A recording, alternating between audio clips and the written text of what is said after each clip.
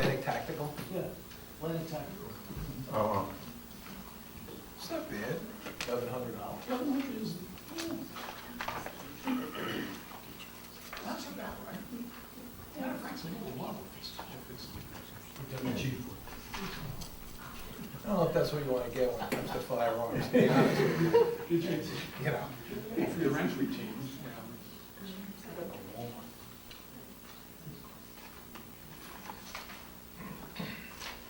you would just put that in there, people would.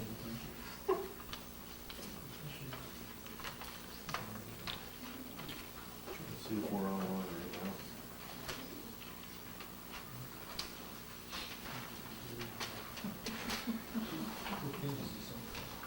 The first one, Atlantic Tactical. 18 Short barrel Colt. It says short barrel Colt. Yep. Colt short barrel. I know that's an assault rifle. It's not pistol. Colt short barrel rifle. Colt.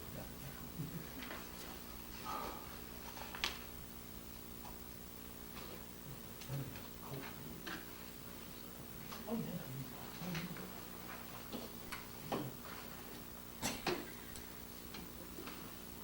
I don't see it on either one there. It's not going up? No, it's not on mine either. It'll record it, so I can always post it tomorrow. Well, you got all three green lights down here. Yeah. They'll probably pop on while I'm talking right now. Yeah, let's see there.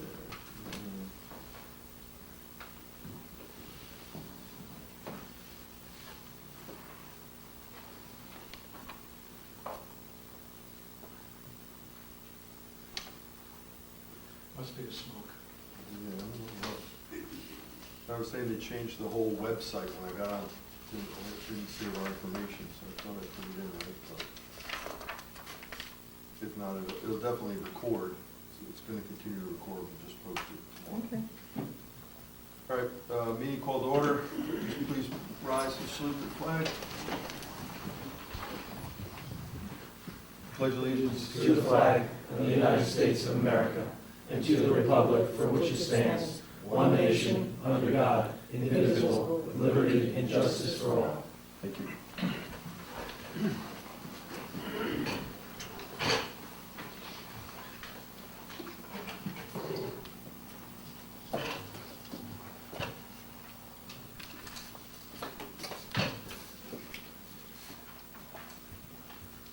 Okay, I need the Open Public Meetings Act statement, please, Karen. In compliance with provisions of Chapter 231 of the Public Laws of New Jersey of 1975, adequate notice of this meeting was given by publishing a notice in December 2022, edition of the Trends. This notice was also placed on the Kennel Lawn Borough website and sent to the Star Ledger, North Jersey Herald News, the Record, and posted on the Municipal Building Bulletin Board. Thank you, Karen. Roll call, please. Councilman Yago? Here. Councilman Harris? Here. Councilman Mabey? Here. Councilman Russo? Here. Councilman Charles? Here. Councilman Churba? Here. Thank you. I'm just writing a quick note to the Borough Facebook page saying it's being recorded, so they'll know about it tomorrow. Our meeting is being recorded because, hold on one second.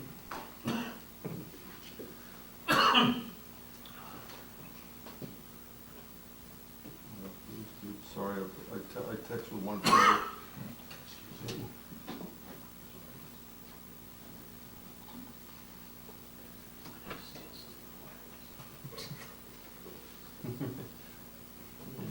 Can't do two things at once, though.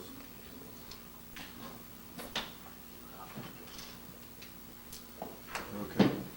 All right, tonight we're going to have a presentation by Chris Lauger, who's our tax assessor. A couple questions came up at our last meeting. One was brought up by a resident about our town-wide reassessment of taxes and doing that on a continual basis instead of every 10 to 15 years. So we asked our tax assessor to come in and give us an explanation of why that's good for our town, or at least for the council, and hopefully for our residents as well. And also, as you know, in the last couple of weeks, there's been a lot of pilot talk about a possible development that might be brought in front of this council behind Lowe's, and that builder back in 2019 asked about a pilot program, so I think the council and the town needs to be a little bit educated on what a pilot program is. So with that being said, I'd like Chris maybe slide a chair up. You can sit next to Randall if you want, and if that's okay, can you see him in there? I'll put him in. Why don't we just bring the table out? Well, this way you can face the camera. So I guess, Chris, you can start with the townwide assessment. I know Councilman Yagler brought it up, and a couple residents were confused, and he said instead of us, oh, we bring in the expert, so you're the expert. All right, so what it is, it's a annual reassessment program that the state allows us to do. So year one, we'd actually go and inspect every single property, and we change every single value in town based on the market. Each subsequent year, we then inspect 20% of the properties. The first go-around, we have to do 100%, 25 each year to get to 100% over 5 years. So the second year, we inspect 25% or 20 when we get rolling into the assessment of the properties. But again, we change all the values based on the market. So what that does, that protects us from the attorneys who are filing appeals. It lets us keep up with the market. We can pick up on items that people have done to their house, kitchens, basements, without permits, and we can pick up that, and we can keep the assessments where they should be, fair, equitable. I mean, downtown, we're seeing homes that are selling 30 to 40% above assessment, and I can't change them, that's spot assessing. So pays $1 million, it's assessed at $600,000, nothing we can do. They're getting away with it that way until we do another reval. Revals are not, I've heard them say every 10 years. It really depends on when the ratio is out of whack. The ratio is a number that's determined by the state. They do a 2-year study. They look at all the sales in town. They compare the sales to the assessment. That's the ratio. Problem with that is they blend it, commercial, vacant land, residential, and they try to fit that in there. So by doing this program, it's cost effective in the sense that we don't have to expend a large amount of money to do that every 10, every 7 year, whatever it may be. It depends on the ratio again. It depends on the market. We don't have to spend that, which could be over $1 million to do a full reval. So the program's worked. I've experienced it since '07. The county likes it, the state likes it, and it gives us the ability to do it on our own terms instead of being forced into it where it seems that's where a lot of the state is going, that they're going to actually make the towns go in that What do you direction. mean when you say it works? It works as far as the appeals are down to a very low amount because we're setting the values based on the market. So if we look at a portion of town and one neighborhood, all the colonials are selling at 800,000, we know that nothing should be above 800,000, and we should be in that range based on condition, based on the inspections. So it keeps everything in line with the market. Whereas now, someone, they look at the ratio, they pay a certain amount, they pay over the assessment, then they may come in and try to appeal.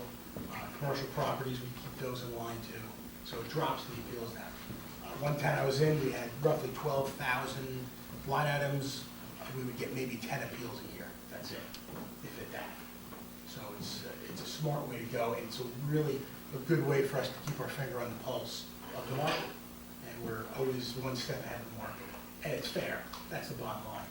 So if values are rising in one neighborhood, we can adjust all the assessments based on those sales. And And there's no more revaluation. But does this mean everybody's gonna get their tax increase every year plus another tax increase every year? No. I wouldn't look at it as a tax increase. I look at it as the assessments being leveled out. So all the assessments were to go up 30%, and the budget were to stay the same, the tax rate's gonna go down. So no, it doesn't mean everyone's gonna go up at all. It all depends on where the values are and the overall budget in that as well. So you're saying it's sort of like a balancing act, so maybe some taxes would go up, some taxes are gonna stay the same, and then very possibly some taxes may go down? Yeah, the old adage they say is a third go up, a third stay the same, and a third go down. But it really depends on the neighborhoods. And now in town, we're seeing a lot, and our ratio is dropping. The ratio now is 92.5, so it's coming down, and that means values are increasing. So that was pretty much the same where at the other town where Their appeals went down. You saw that same fluctuation with, people's taxes going up or leveling off or. Well, you know, what would happen, actually, you wouldn't see the big increases now if we went and waited every 10, 15 years to do a reval like we did in Yeah, that's- 17. and that's What would what happen, the values went from here to there, and people saw a big jump. Now, us doing this rolling assessment, we call it, you're not gonna see those large swings. When does the market really change that much? And if it does, everyone's changing, not just one. So it evens out. And it is, in the long run, it's definitely a more fair way to do assessment. So fair, meaning less painful?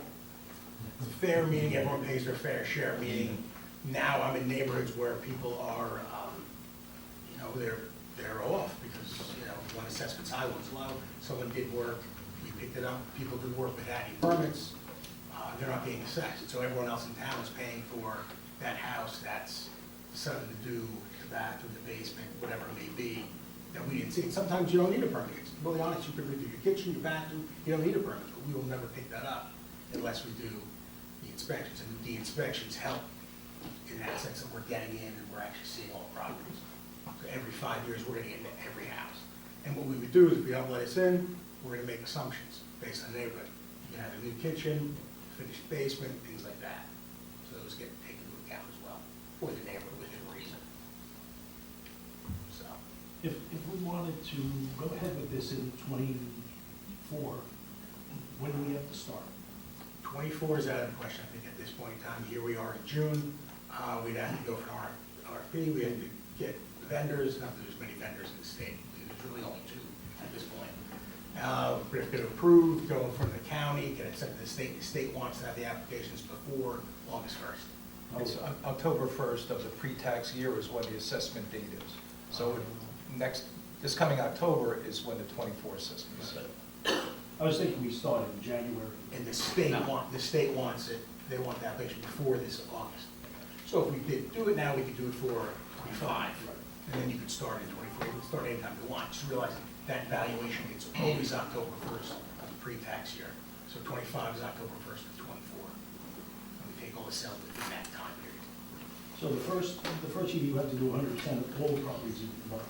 So, yeah, so what they allow us to do is a full 100% reassessment, not a revaluation. A revaluation is when they go with blank cards and they rebuild the cards every single property. It's a big undertaking, and they re-sketch everything, they redo that, whereas doing a reassessment program, they let us go ahead and update the cards, and it's less expensive.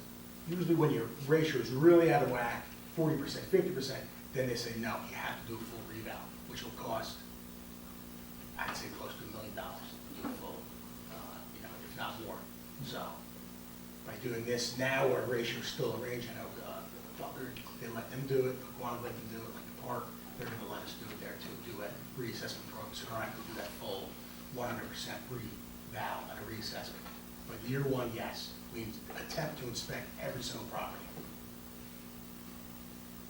The idea is to be fair and equitable, treat everyone the same. And that's done by the folks that we hire. Yes, we'll get inspectors out there and we'll do it all oversee it. So, And your recommendation is it's a good idea? I think it's a great idea. All my experience has been positive. The first year you're gonna get some, fits and starts. But Quanah, I know that this is their first year. I think they had about 80 appeals, I believe. That's it. Which What was isn't that much. normal, what's a normal appeal amount without something like Let me look at these. Since I've been here, our highest year was 100, but this past year we had about 3 that actually went, because a lot of them went to the state first, but it's the market too. I'm not gonna take all the credit, it's the market. I'll take some, but not all. So it really depends, and some communities are more, litigious. So would that take into consideration if the market went down? If the market goes down, great point, we're there, we can drop the market. So if we had a situation where a market dropped and one neighborhood drops 30%, if we were doing a reassessment, well, you know who's gonna be there, the attorney's gonna be there, and they're gonna wanna do an appeal, a mass appeal on possibly hundreds of homes in a neighborhood.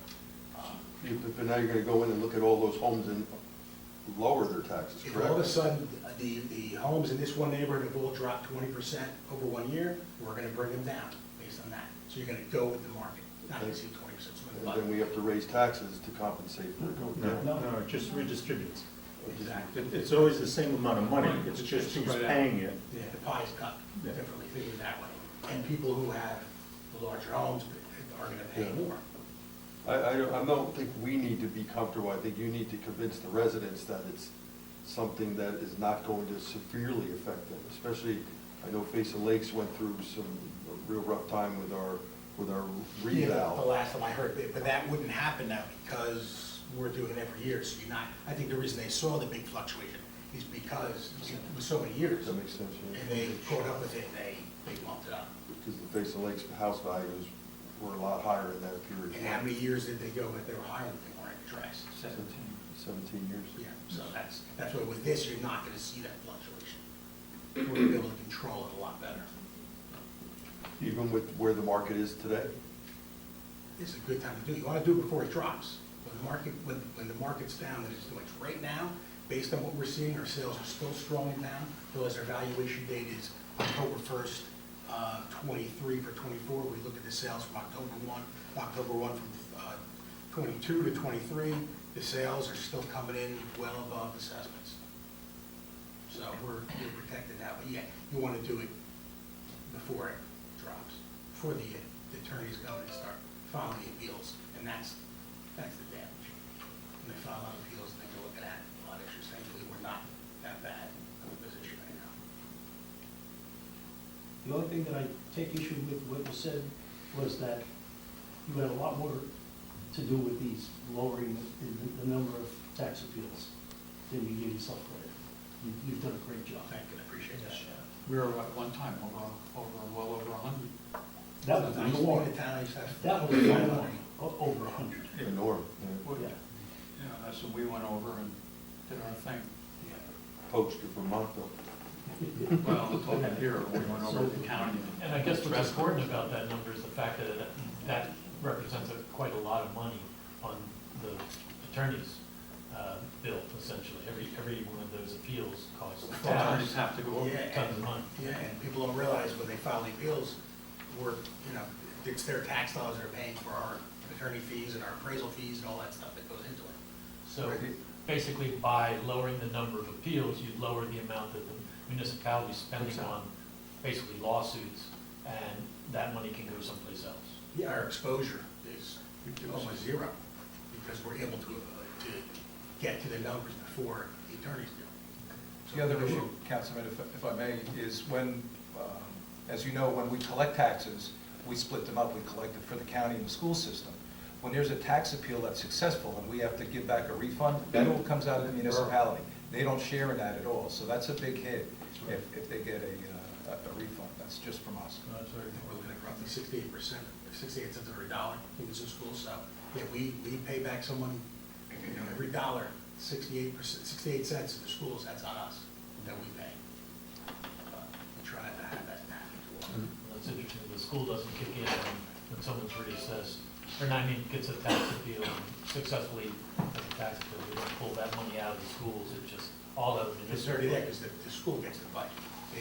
School always gets the money. So, I like it, it's a proactive way. We can be proactive, not reactionary. Right now, our hands are tied, as the assessor, my hands are tied to certain things I can and cannot do. If I see things in a neighborhood or a house, I'm seeing homes now that are selling, they said hundreds of thousands above. There's no permits they got, there's nothing I can do. And the reason why you're seeing these high sales, the house is assessed at 500,000, they're paying 1.1 million, they're like, I'll pay 1.1, my taxes are based on 5. So then when you go to reassess, that's gonna, that's gonna change.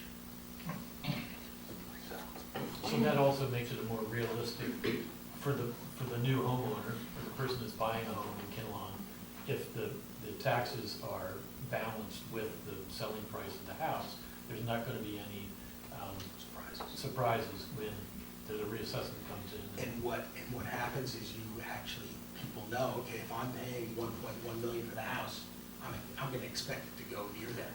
I mean, back in the town that I was in years ago, Baskin Ridge, we had people would actually come in and say, my house is assessed at $1 million. I'm trying to sell for 1.2. Can you increase my assessment? Because people will not pay. The banks. They're not gonna pay more than what your assessment, because you know your assessments on target. So they would ask to increase the assessments. I would do it, just like I'm not gonna lower it, so it's gonna get lower. It's gonna be based on. Lower my assessments? Never heard that, believe it or not. Lower my taxes, yes, the assessment, no. So, yeah, I think it's definitely the way to go, without a doubt. And it's an annual expense that's gonna be out without a doubt, but I think you're gonna get it back. In fact, we're gonna be cutting edge, or we're gonna be the forefront of what some of these towns should be doing. Instead of taking that hit over, 10 years, you're putting money away for reserves, for appeals. Hey, you get one bad year with appeals, you're looking at hundreds of thousands of dollars of refunds, and that could wipe out your reserve for that eventual reval you want to do. Or by doing this, yes, it's an outlay annually, but you're gonna be protected from that. So if we wanted to do something like this to start in 2025, like we were just talking about, what is the timetable? What are the action items that have to happen, and what is the timetable for action items? We would have to go and get together an RFP, put it out there, get the bids in, decide, okay, if that's something we want to do. When we get the bids in, we accept it, do the resolution, get it in. I have to go and put together an application to the county. The county gets that, and it goes to the state. That could all be done within 3 months tops. So we have lots of time. It's something that we want to do for 25. But it's not reasonable to want to do it for 24. It would be tight, because the time, because again, we'd have to get that in by August 1st for the state. I have some pulled the state, not that much pulled. Sweet talk a little bit, but, it's, and there's no need to rush. And I think we're still in a good position, because the sales that would be used for next year's appeal season are still coming high, and I don't foresee the market really dropping between now and October 1st. Even the news are saying all the markets are dropping except ours. And I'm in multiple towns in Morris County, and it's still healthy. Yes, very healthy. We wouldn't be able to get a tax assessor, a company, because they're booking out already. And for us to come after them for 24 may be very difficult. There's only two. Just to get 22 in the state. Could you write out an example of what we need to do, a schedule, so we, You got it. follow? Absolutely, yeah. But before we go on the pilot, no statements, but anybody have a question on that before we move on to the pilot? Just raise your hand and ask your way, or just ask out loud. Good. When you do the revaluation and say there was a sale of the property within the year, do you consider the sales price of the recent sale when you do the reval, or is it more on a market basis opposed to an individual lot basis? We're gonna look at all the sales together. So you're not gonna take one, hopefully we're gonna have multiple sales. So if we go into one area and we say, okay, all the colonials are selling at this amount, above assessment, below, so and then we can adjust on that. And that's when we do inspections. So we can find out, is the house average, below average, superior to the neighborhood, so that's how we adjust. Well, but we use sales, we use the market. The market's What I the meant was, indicator. like, if somebody sold their house for 1.2 million 2 months ago, would that be a factor in your calculation, or do you do it on a broader scale? We concentrated on the 1 year, so if, let's say we were gonna do it for 24, we're looking at all the sales from October 1st, 22, October 1st, and 23. So we would take that into account. And we also look at a broader picture of up to 2 years too, because the market, could be fluctuating. But now we've seen, so you look at the 1 year picture, you consider a 2 year picture, just so you stay within reason. And you don't really, send the numbers too out of whack. So how do you differentiate between homes that are really different? As Like in their custom homes and they're buried, but you might have a sale on a block that's went quite high, but the homes around it are really different. that's what I want to go and do. We want to do inspections to see Do you if that inspect all the home. homes, Yeah, or we- just the one that's sold No, we inspect all the homes on that street? In the very beginning. in the first year. But realize this too, with this program, if I see something, an outlier like that, we have a custom home and it's sold at 1.5 and the rest of the homes are all selling at 9, we say, what's going on? Well, because it's an annual reassessment, I could go and inspect it, and I could address that issue right there. Whereas now, I can't do it. We have homes in town, a couple that are really out there, real custom ones that, I can knock on the door and they they may or may not let me in, and I have to assume and make an assumption, so we try to get in, and we can get in. With this program, it allows us to change all the assessments. Usually when they get their tax bill, they'll let you in. Yeah, not the assessment, Or they the chase tax, you down the or the driveway. tax bill after the assessment's already Yeah, yeah. set. But that certainly gives us the option. Get it? So how far out do you go from a house geographically? How do you determine the neighborhood? Do you, like, like in a bank situation, they go out a half a mile? How far do you go out to determine like comparable sales? We go, usually the company and myself, we'd actually determine VCS, their neighborhoods. VCS, Vector Control System acronym for their working. So we would go like easier facing like obviously Smoke Rise, and those would be the neighborhoods, and then we would look at the neighborhoods, we'd look at the land, the size, the zoning could come into play. There'll be 2 acre lots, 1 acre lots, so it's determined by age, things like that, style of home. So you can have 10 neighborhoods, you can have 2,000 neighborhoods. So it really depends. So it's not necessarily you go out a mile like an appraiser, but you're looking in, it's mass appraising. So you're trying to effectuate the values with one fell swoop, so to speak, because you can't do an appraisal on every single house in town. It's impossible, so you have to do a mass appraisal. So it really depends on the neighborhood geographically, and style could be factor, and age. So we look at all those things. Okay, anyone else? Okay, so I guess the council will, if you could write us up a schedule, and then Yep. we can Absolutely. go from there. I know no one here was against it at our last meeting. There's still consensus for him.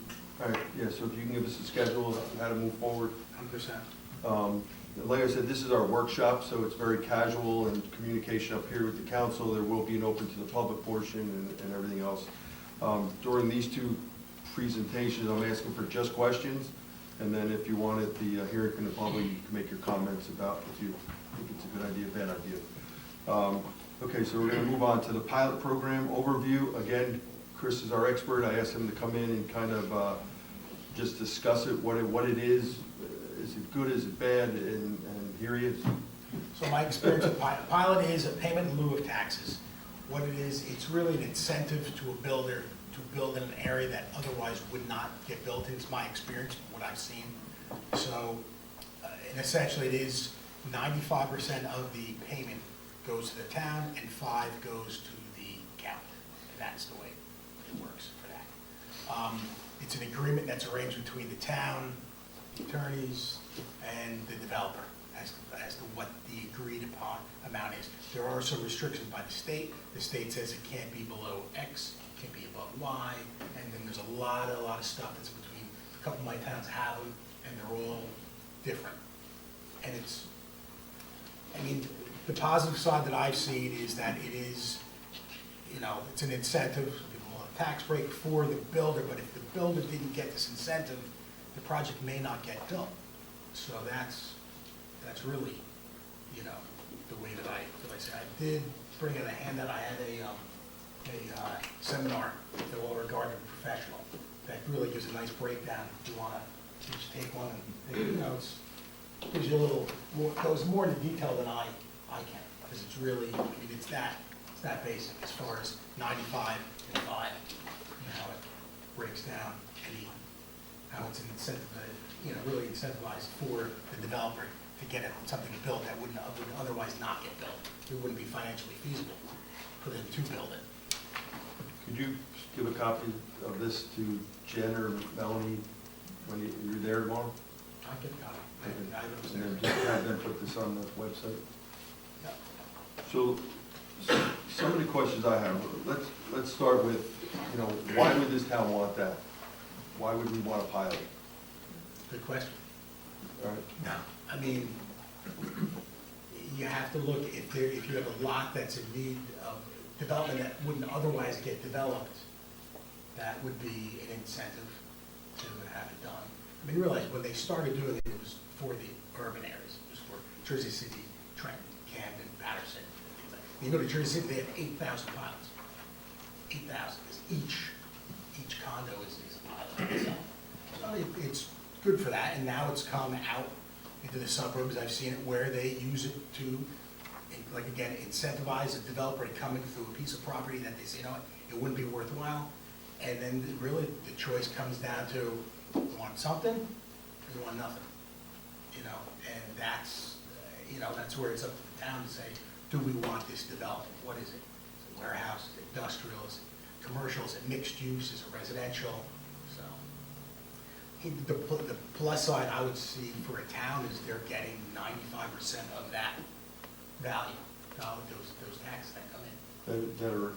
Then that's based That are on, determined by, it could be based on, if it's residential, the leasing schedule, there's a lot of different mechanisms that are way above. who determines that? It would be negotiated. It all can be I mean, is the negotiated. state involved, or is there? Nope. It would be yourself and? Minimal oversight. Usually, in my other towns, they brought in actual professional pilot. Like this gentleman who did this, Beneke, that's what he does too. He advises. A lot of advisors come in just to give you some protection from possible pitfalls that can happen and really make sure you're getting the best deal. I mean, it is a negotiation, and you got to be shrewd as to what you're going to get, and how you're going to get it. And it's a 30-year program, and when's it going to sunset? Are there any pullout clauses, anything that would really protect you? So there's a lot that goes into it. It's not like a one-size-fits-all. Is there an agreement in place that within 30 years it goes to, could stay as a Usually after pilot? after 30 years, it reverts. To as full tax? I never really worried about that because I'm not going to be around. Luckily, I don't have to deal with it then, but. Yeah, what's the ramification of that at the 30-year sunset? So once it expires, You go to market. It should go to market. That's Okay. usually the way it works. It goes to market. I haven't experienced one that's come off yet, so. but- And so the negotiation is so that as, let's say if it's a residential building, as the building gets built out in terms of rented out, more people are in there, conceivably the amount of money that the municipality is receiving can increase. So if you say at 0 renting, we get this amount. At 10%, we get this, 20%, 30%, or whatever Yeah. increment. Also, it works year 0 to 5, year 6 to 11, 11 to 15. They work in increments like that I've seen as well.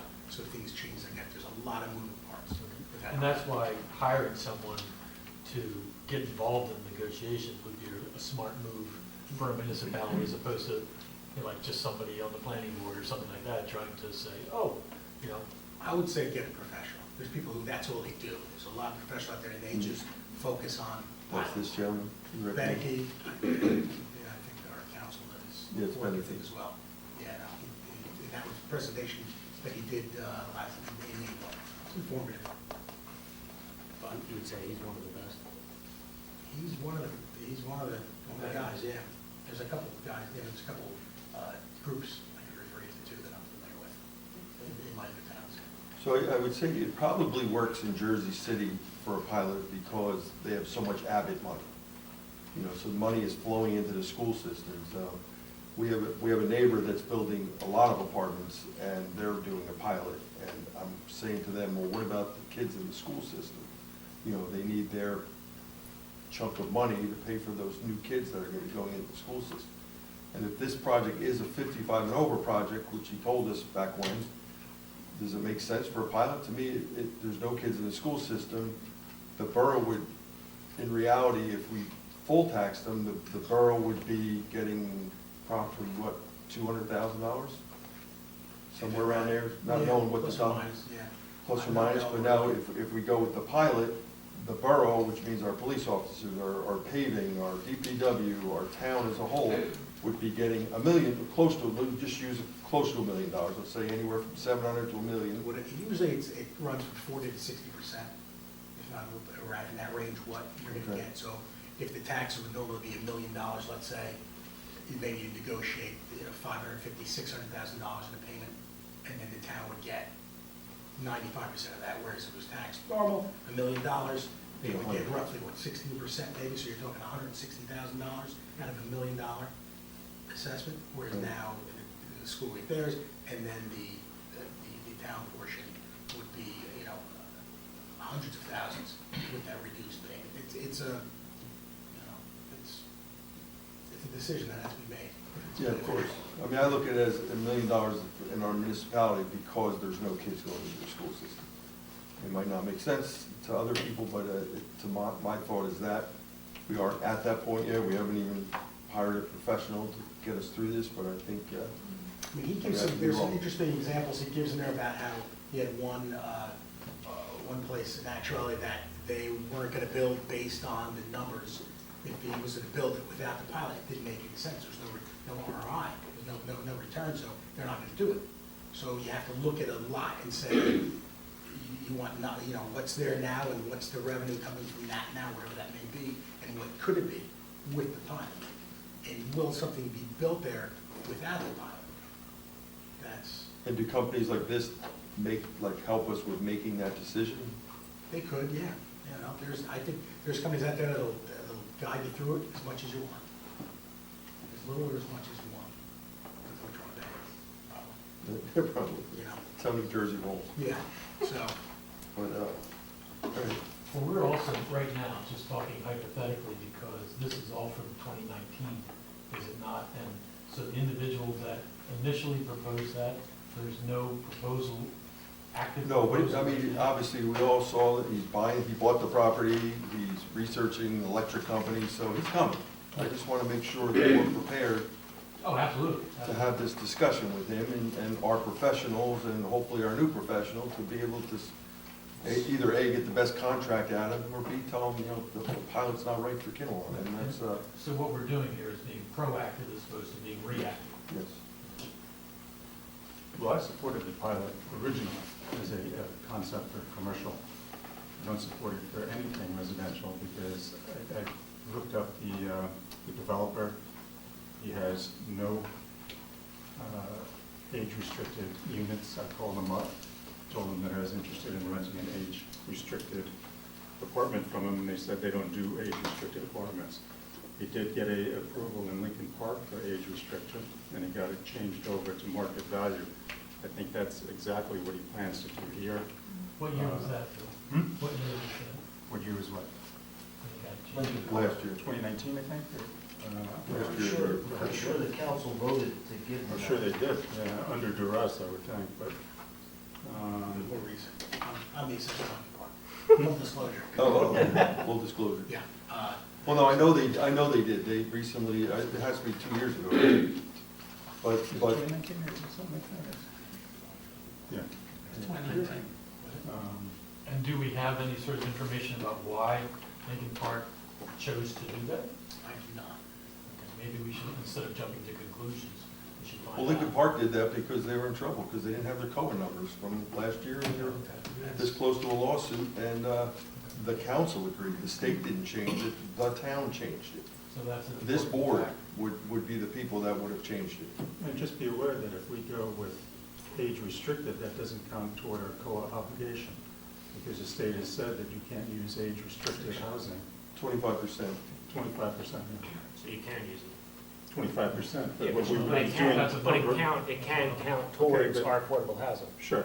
Okay. A small portion. A small portion, but And it's the other thing is, if we go ahead with it now before 2025, what we're doing is satisfying our old COA obligation, which we're protected, and then in 2025, we're going to get a new obligation, so all we're doing is adding more to the obligations that we're going to have. However, the fact that we haven't satisfied our earlier. They are satisfied. That is satisfying. Have it? Yes. They are satisfied. Through is an agreement that we reached with Council on Affordable It's Housing. 2018. Yeah, that's settled. And that's what Lincoln Park didn't do. So that's why they were scrambling and needed, it couldn't be age restricted. It had to be full out apartments there. They had no choice. But you're right. I mean, maybe we'll find out moving forward and we have to wait to 20, or tell him to wait to 25, or say we can't do it age restricted. I mean, this is, like we said, we're working towards a goal here, so we gotta make sure we're all educated and make the right decisions. Chris, could you just again explain how you determine the amount of money that we would receive? You know, how do they do that? Is it, It's really negotiated by you guys, by the council or whoever you hire to create it, it's a contract that you're setting up. And it's to be, in there, it breaks down, it's gotta be audited every year, because you're gonna check them, because you can hide funds and change this and do that, and there's a lot of moving parts that you wanna be aware of. But that, from my experience, that's negotiated by the town. The main difference, Councilman, is that instead of being based upon the market value of the project, it's based upon the income. Yeah. So we get some certain A percentage of the income is generally what it's based on, yeah. And to understand how much we would get, someone would have to make some projections going out like over 30 years. What all of this would Right. perhaps be. And that would be the value of hiring someone like these folks. Well, yeah, I mean, that's what I was saying the other day. I mean, we need somebody, because the developer's gonna come and say, look, here's the way it's gonna work, and you're gonna make all this money. But that's their numbers. And we need someone who's gonna come in and evaluate and say, I don't know, those projections are not realistic or But I mean, if they sign an agreement that says this is what they're going to pay us, then that's the agreement. If they make less, conceivably. No, it's based on their revenue, it's not based on, they're not giving you a guarantee of money. Correct. They're giving you a percentage that they're willing to pay you, less their administrative costs, which are normally 2 to 2.5%. Yeah, so that's why it's a projection, because they're projecting what their future revenues are gonna be. But there is there's nothing where, well, again, you said it's negotiable. I mean, there's nothing where we say, look, this is the minimum you're gonna have to pay us every year. You can set a floor, I believe there is a floor that you set, they can't go underneath a certain amount. And, I know some assessors will set it as the last, whatever the assessment was. When you're looking at that property, realize the assessment on that is $30,000 right now, that's it, on that lot. The unimproved lot. They unimproved lot. And what does it look like in terms of what the improvement's gonna be? I mean, back in 2019 again, did they have an assessed value, what they thought? They gave us, they gave us a, I don't know if I have that, they gave us a pro forma. Hmm?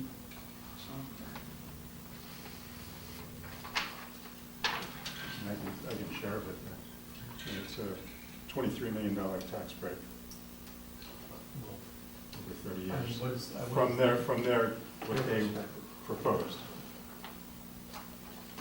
When I was saying, what is the value, what would the assessed value of the improvement be? So you have the land value, then you have the Yeah, improvement. how do you come up with the loss? This is this column here. Yeah, Is so what they expect to pay, the projected payments. This is what you would have gotten in taxes if you didn't give them a pilot program. Gotcha. So you would have gotten $62,000 instead of $39,000. So basically, like Chris said, so the three options are, pilot at 39 in this scenario, pilot at 39 million, fair market value at 62 million, but at fair market value, they might never do anything, and then we would just get the taxes on the vacant land. Right. So there's What are three the areas. taxes? Well, there's another one that they could come with a pilot program for a seniors complex and then switch it to at market.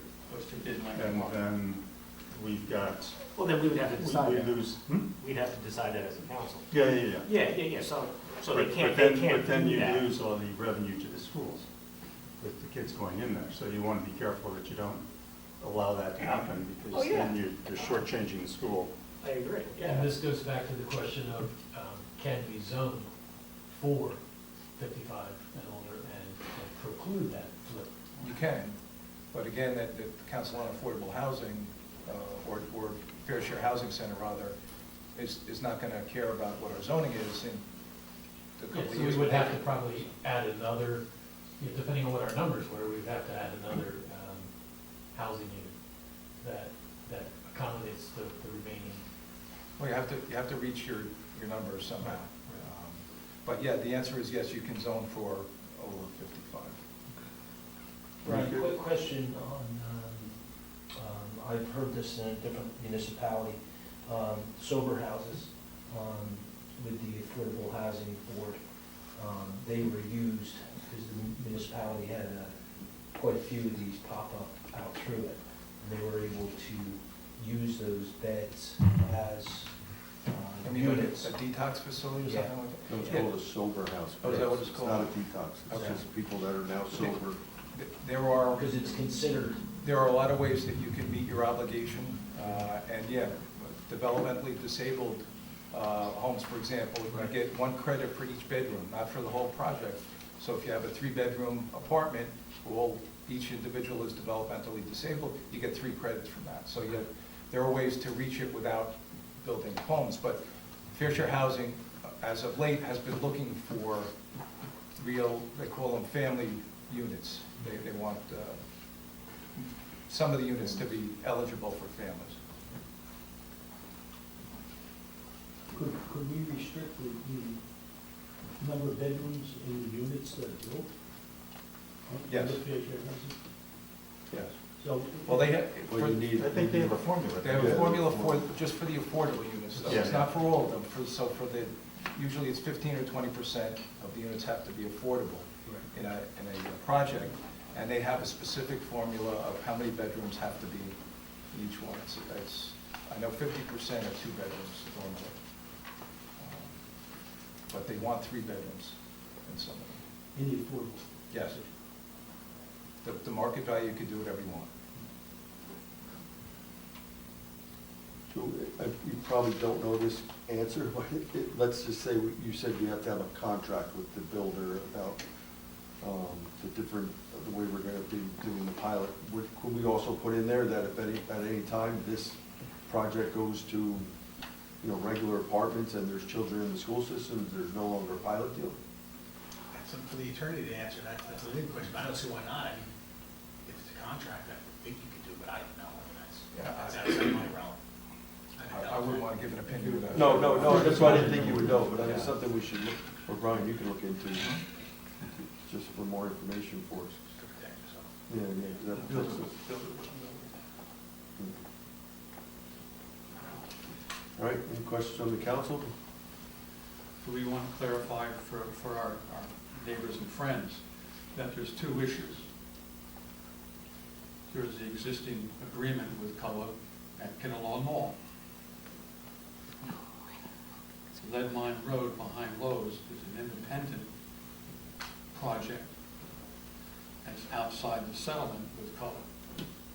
The borough has the 10-year settlement with COA at Kinnelon Mall. We're discussing is the pilot program at Lead Mine Road, which is independent of the COA settlement. And it's independent of what the borough's obligations are on low-income housing. I just want everybody to understand there's 2 issues. One, the borough has an agreement, which ends in 2.5 years. We had a 10-year agreement with COA at Kinnelon Mall. They wanted to put up 300 units, went to court, and it's 72 units. Well, the agreement allowed them 72 units, so they just backed off. So they backed off. They wanted 300 units. But the agreement is, it was a 10-year moratorium. But we had our settlement. This Lead Mine Road, the 250 units, is independent of that. So everybody please understand there's 2 separate issues. And again, understand that we're looking at 55 and older. Well, that's what they said.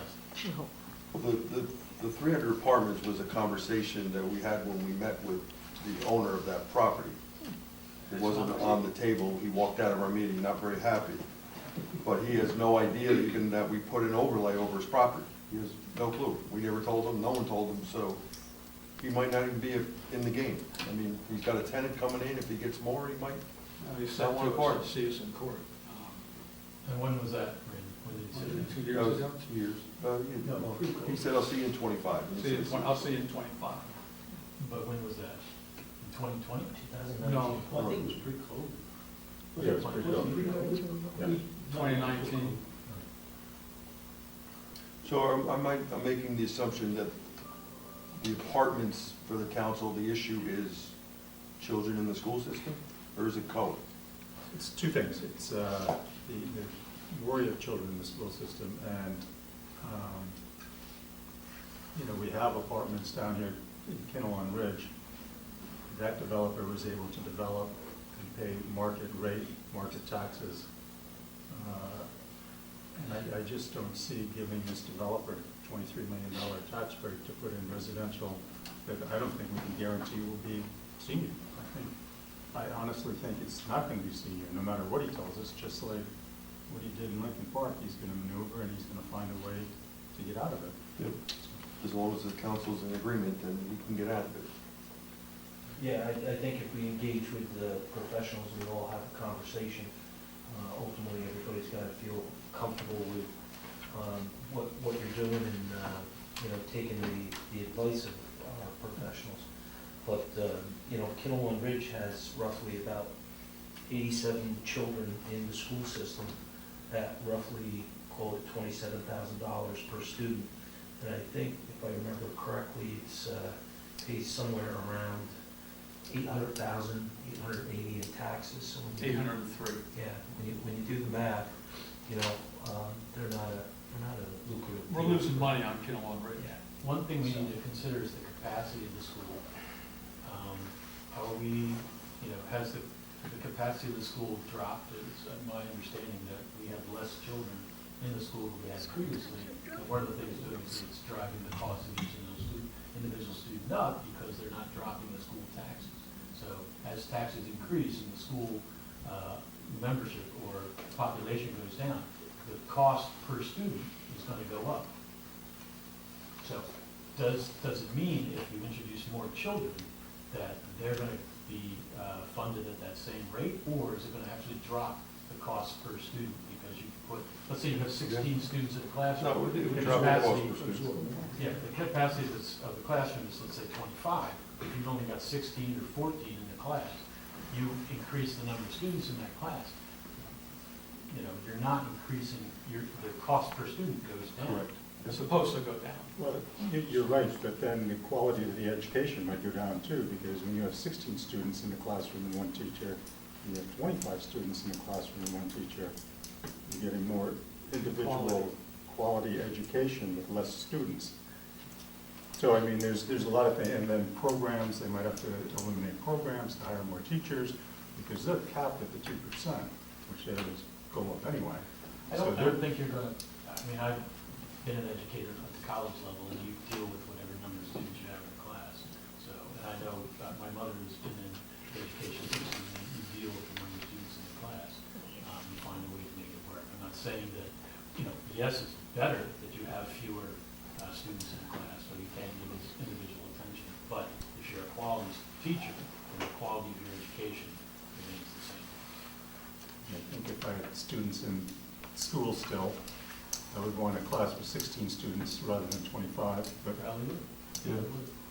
Well, you figure you have 87 students on Kinnelon Ridge in the borough school system. As Councilman Baby said, it's about $27,000 per student. That's the tuition. We have 87 children in the school system. They pay $803,000, the developer, the owner of Kinnelon Ridge. What's 87 times $27,000? $2,300,000. He's paying $803,000 to the borough. Now, the school gets, we'll round it up to 7, they get 70 cents on the dollar. So $803,000, the school gets 70 cents. So it's $560,000.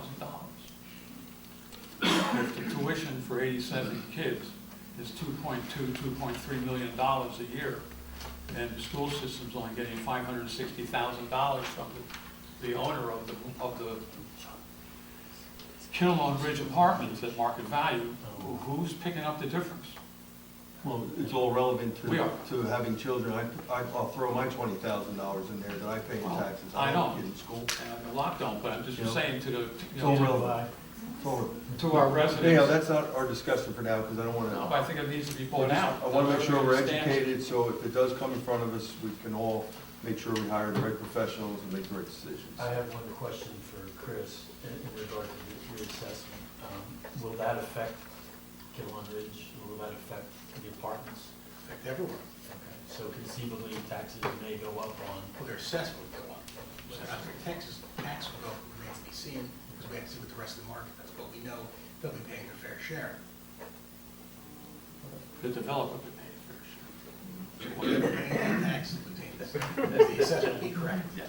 That's it, whether or not it's, profitable for the school and, doing things, but that's, I think we can't divorce the people that live in a, an apartment building from the developer because, or whoever is owning the complex, because the people that live in the apartment actually pay money to the developer, so they are paying their taxes. Maybe because of the way it's structured, they're paying less than what they would if they lived in a home. But I do believe, and correct me if I'm wrong, that They pay people rent. that live in apartments pay taxes through their rent. Through their owner, yeah. they rent, whatever the owner does with it. Hopefully Hopefully it pays taxes. Mr. Malucci, you have any, we have 7 kids, 8 kids? Yeah, I'm not making up for my contribution. I'm paying for yours. I got you, Alex. Anyhow, so we'll move to the public questions. We're not debating anything here tonight, just questions for our taxes. We'll start with the young lady that donates her time here every week. Thank you, Mary. Okay. This is about the pilot, okay? If you go into a pilot system and the guy says over the span of, say, 30 years, which is what a normal pilot thing is, over that span of 30 years, say, just rounding numbers off, I'm gonna give you $1 million. Now, the first year he gives you $1 million. And then the second year he goes, well, times are tough, can he drop it? Or does he have to give you the same amount of money every year? I think, again, that's in the contract, that's the way it's built. Usually the way it works, it's year 0 to 5, and then 5 to 10, and they work it that way. And it's kind of increasing scale. So they wouldn't go up and down, and they're pretty shrewd as to what they're doing. The town should be shrewd as well to make sure you're negotiating something that's Okay, so not you gonna go wouldn't, belly you wouldn't up. get the same amount of money every year? That's what I'm getting at. Yeah, usually it increases. Okay, And then usually it starts, like some towns have, okay, once it gets 50% occupied, or once you get the CO, then they enter into the pilot agreement, and then the tax are paid via the pilot. So again, I have a couple in my towns, and they're both different, the way they're Yeah. set up, the way they're negotiated, because there's no real state oversight as to how you can put these together. yeah, because I think that's sort of like the confusing thing is that people are saying, well, you're gonna get X amount of dollars, but do you get the same amount every year? And obviously, it's not, it fluctuates. That's what you're saying. But usually it Due fluctuates to up. other, Yeah, hopefully, hopefully, usually. hopefully. And then there's a basement built in too. They Right. can't go below that. Okay. And really, it's up to their success. They want to Yeah. occupy, they want to bring in money, and they want to be successful, and that's, it's almost like, And then at the end of the pilot program, it goes back on the tax rolls. yep, so after 30 years, if that assessment should be $280 million, and they're only paying based on an assessment, let's say 150, then it goes Okay. on. All right, thank you. My experience. Ed? So if the developer doesn't rent out enough units, let's say in the first year or 2 or 3, in your experience, have they paid what they agreed to pay, or did they not pay what they agreed to pay? I'll be honest, the pilots I have aren't in action yet, but from what I've read, it's a percent of occupancy, and there's some safeties in there, so it can't go below a certain amount. So in other words, if it's below 50%, they might wait a year until they reach 50%, or 2 years, or whatever. Or there could be an agreement, okay, you're gonna pay X amount until you get 50% occupancy, then when you get 60, you're gonna pay this, 65 that, or 80, it's all, So it'll be a percentage of the projected income. it could be, yes. Could be. And then there's audits that are coming in, you want to audit and make sure they're giving you all the right information, so there's a lot of moving parts. Right. There's a lot of moving parts. Yes. What we've found, what we've seen, is when the developer is unable to rent after 2 or 3 years, we went through it at Kinnelon Ridge, they go back and they want to go to open market. And that's usually what happens, it goes to open market. And the dynamics change. What's open market? Not age restricted. Not age restricted. But it wasn't zoned properly then. And actually, that's on the town. If you don't zone something properly, you're gonna be open to lots of changes, so that's on us. We need to make those. We're living with it right now down in Long Ridge. Exactly, you're living with it. We're living with it Any now. kind of contract, if you even entertained it, you wouldn't enter into something that you would allow that to happen. I mean, Doesn't matter, good business sense. I mean, my God, I mean, if you didn't have good professionals guiding you to do it properly, you don't belong getting involved really wrong. I mean, you gotta have something concrete that this guy knows coming in, that there's no funny business, that this is the way it is, and we're not gonna bend. End of story. If that's ultimately the way the council decides to go, if we don't decide to go that way, then we gotta figure something else out. Yeah, but sometimes it's out of Church our grants hands, some though. relief. Yeah. That's the As matter. of 2008, I don't think they can do that. Is that correct, Brian? Can they? I think it was a little after 2010, I believe, was the legislation that permitted that, but it was only for a 2-year window, and it hasn't happened since then. And the state would have to pass legislation to In permit order that. to undo that? Okay. And that's something I think we as a community need to understand, that this thing that happened in the past is no longer legal to do. And it would take an act of the state government to reenact it. Gene? So as I understand it, your pilot program, you pay, the town gets the money, none of the money goes to the school system, it's just the municipality. 95 goes to the municipality and 5 goes to the county. That's why it's set up. The negotiated amount. I understand. So, so when you, if the council decides to do this and you would create the contract with Ever to close any loopholes that would hopefully preclude a situation where it goes to open market and then you do have kids living in, you've agreed to receiving funds that will not offset the increased cost of potentially more kids in the district. So there's I mean, besides the fact that you're accepting risk, right? So as opposed to being open market and taking the taxes as the values, like you're saying, we're gonna potentially do reassessments every year. You're accepting a risk that you're gonna lose money in the sense that the property values could go up and then you wouldn't collect the taxes and you're taking a cut on that taxes. What other cons are there? Because in some ways it sounds a little too good to be true. I mean, I don't know if any of you have read No Free Lunch. It's discusses the whole situation with Walmart and the tax exemptions that, and the burden that it ends up putting on the communities because these people move in and they use facilities and they drive cars and roads have to be paved, lights have to be installed. There's all the ancillary costs that get contributed to putting people in place. You know, EMT services, if you're talking about over 55, calls for that. That increases to the police department. All those things go up that you don't think to add to, never mind school districts. And then in the end, you shortchanged yourself because those costs, especially when it comes to personnel, right? The largest cost in any budget are the people and the benefits. And anytime that happens, those things, and we can't anticipate the continued rise of healthcare. So are there any other cons besides that you can think of? I mean, it does sound a little bit too good to be true. So that's always my concern. When something sounds really good, I like the idea of town having money. I'd like a community center. I think that's great, but I don't know. I'm always hesitant when something sounds really good like this.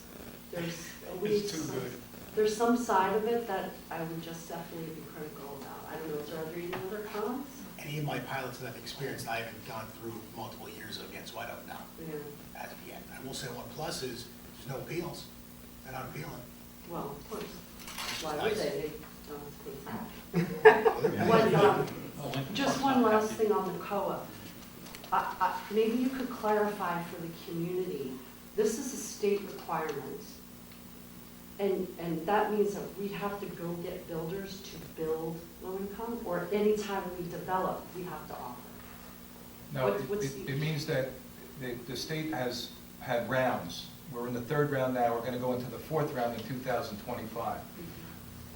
Fair Share Housing Center has been the one who's been pushing this. They're at the forefront.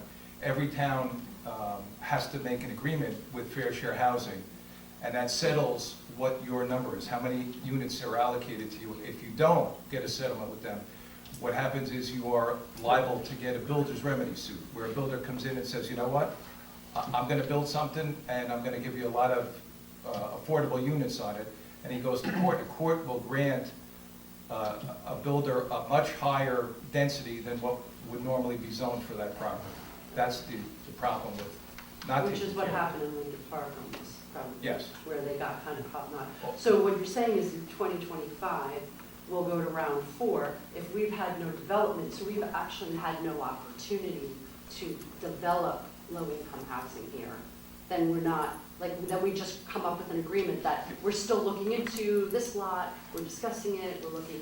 Well, there's gonna be a number, we're gonna be allocated a number of units that we have to come up with, or not the town, have to be developed within the town, based upon a formula that a court will decide. It's gonna be Who does the smaller, developing? whoever owns the properties. But if no one's developing the property, what do you do? So it's like the overlay at Stop and Shop. That property owner has the availability to put 72 units, he just hasn't done it. Right. Yeah, so We just have to make it available to them. We Right. don't have to make sure they're built, we Okay. just have to make sure there's a reasonable likelihood that they could be built. Right. That's what. That the we're law working requires. on it, this is a place we Yeah. can do it, okay. I'm just wanting to make sure that we're not like, we gotta get a developer, we have No. to have this, okay. No, gotcha. no, I wanted to but we don't clarify. have to rush into one either. Just wanted to clarify with you and myself. Thank you, Dean. I had a question. Are there pilot programs that are less than 30 years? Can we negotiate it shorter? There are different types of pilots, but this type, I believe, is 30 years old. 30. There are some other ones, but not for the state. The fact that 95% goes to the town and 5% to the county, and that's because they don't have any kids. You're looking at it as if they didn't have any kids. Anyone in the town that is paying taxes and has no kids in the school system basically is the same situation. That money that we get from them is going into a pot, and then the borough is paying the school taxes out of that. So essentially, it's offsetting what everyone else is paying for their school taxes. Is that correct? It's not that the borough is going to be getting 95% of this money, and they're going to spend it and just in their budget. It's going to go in a pot, and it's also going to go to the school to offset their taxes. Just in our budget. And it's a little confusing, the 95%, because keep in mind, it's not like the taxes we would collect and you get, the borough gets 95% of that tax. It's a negotiated tax break or a negotiated percentage of profit. So maybe, like, I don't know where to put that.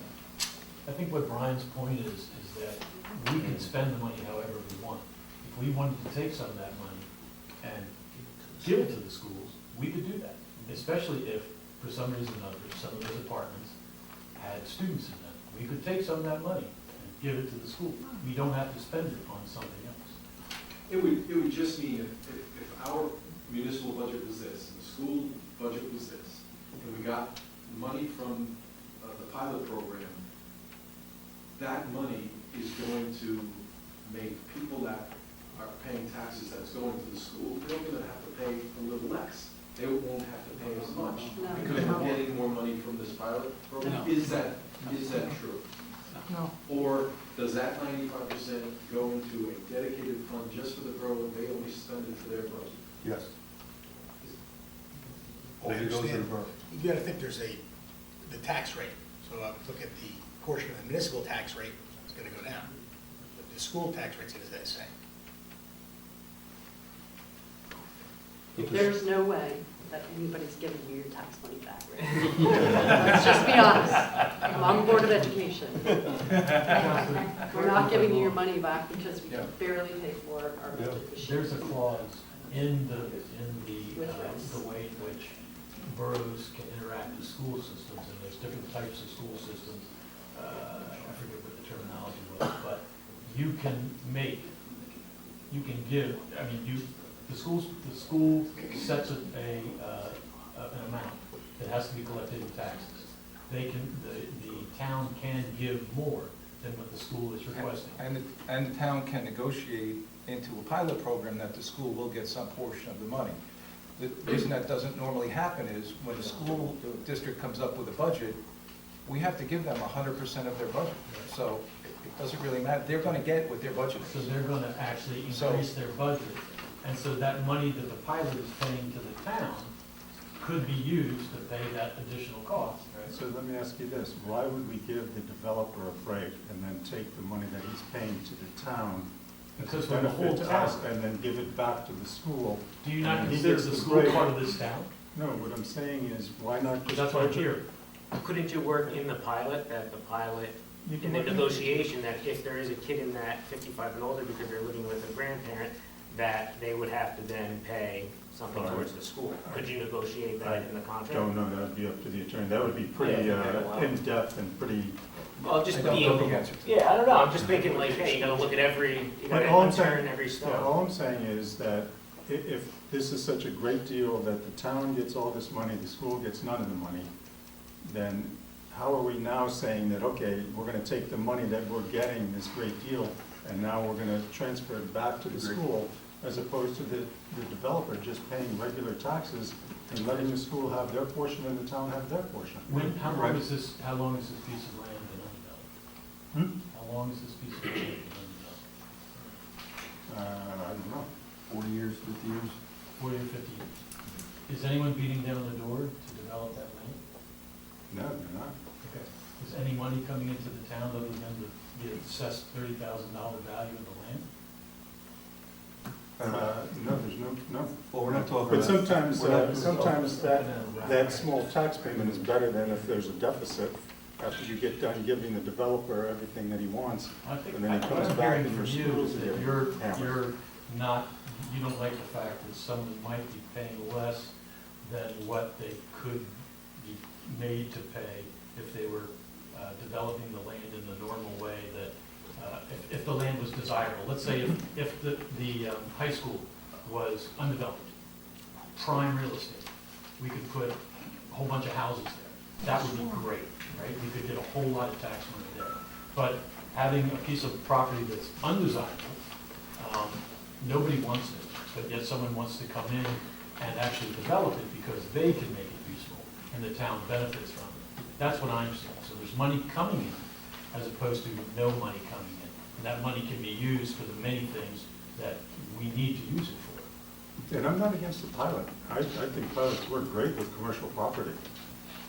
I don't think they work good with residential property. Okay. Any other questions? Tim? There's been a lot of talk about age restrictions and students coming out.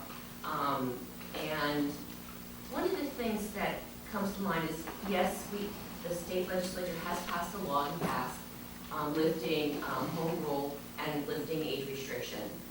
That did have a sunset clause. However, that was a precedent. So depending on how the housing market goes in the next 3 decades, it's possible that they would reinstitute the lifting of age restrictions.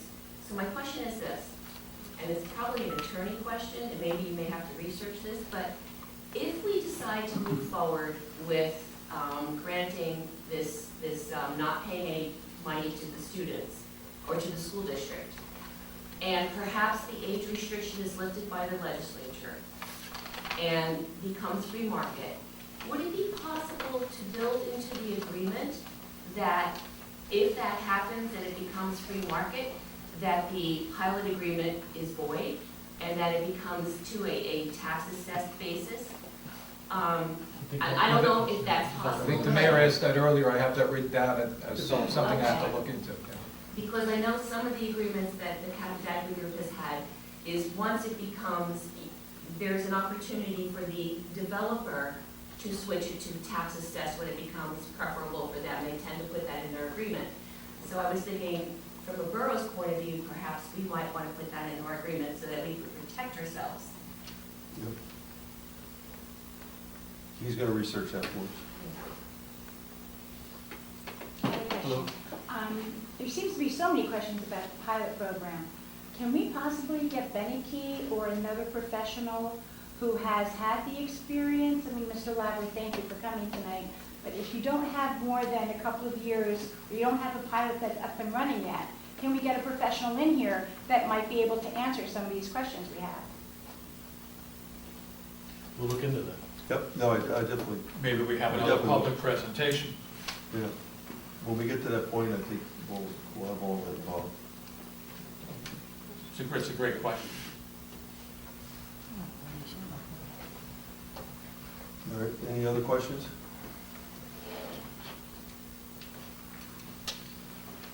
Okay, we're gonna move on from that. We're gonna say farewell. I'll be in my office. Thank you. Yeah, get to work.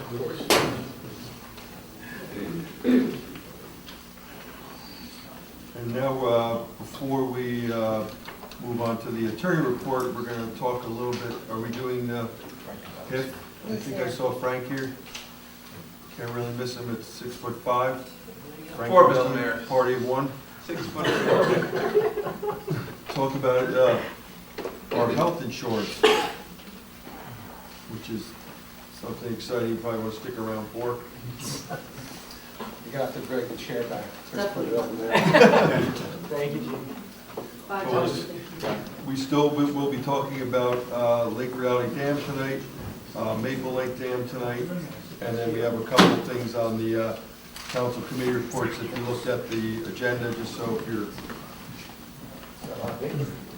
thinking about leaving. Too much here. Sir, I saw somebody walking upstairs with a suit on. I'm like, who's that? It's just a little on me. Christmas cards. That's Chris. I forgot all about this. Not forgot all about it. Forgot to make copies. Just for 6, 7, 8, 9. Mr. Chairman, thank you. See you, Fred.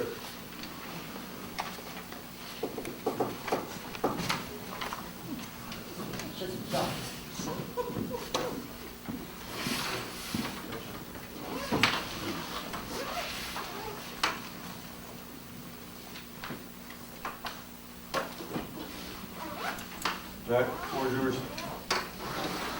Well, I don't really have, I'm here more to answer, I think, your questions. There has been some interesting developments that have come about since we last met, and we can cover that tonight. But since we last met, I was asked to look at some options that you might want to consider with respect to, so there's $100,000 of savings on the table. That's a combination of, it's rate savings. So in accordance with Chapter 78, a portion of that is municipalities, a portion of that is the employees. A rough breakdown would be of the 100,000, 33% of it is the employees, and the balance is the boroughs, which pretty much lines up with what they're contributing. With that said, we were asked to look at some other things and see if we could help you brainstorm a little bit. And what we've added on the right-hand side of the packet, so the front page is what you've seen before, which is a breakdown of what the savings is, which is 10.45%.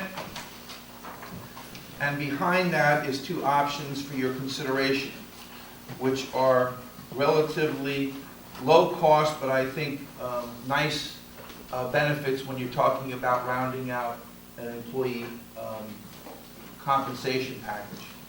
The first is a group life policy, and both of these options, by the way, came from MetLife.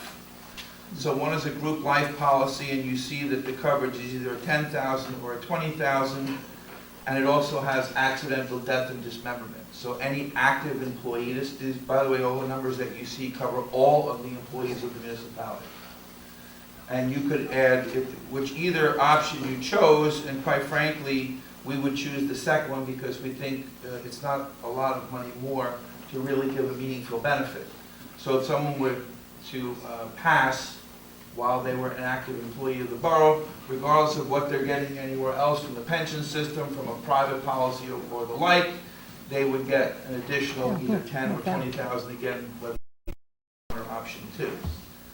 As you see, it has an accidental death and dismemberment rider added to it, so it means if that person died because of an accident or lost a limb or lost any of the covered body parts under the policy, things like eyes, arms, things of that nature, they get a double indemnity.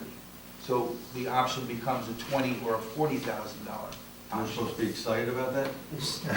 You're not supposed to be excited to have to Gambling file on a them. claim, because hopefully nobody has to file a Correct. claim of this nature. The idea is you're trying to provide some additional security if something were to happen. What does the word volume, what does that mean? The payout? No, the volume is based on how much their exposure is. If everybody on the policy were, this only covers the employee, it doesn't cover their dependents or their, So if they lose an arm, they get 20 grand? yes, Is that what that is? yes. That's an option 1, and option 2, they get 40. No, bonus.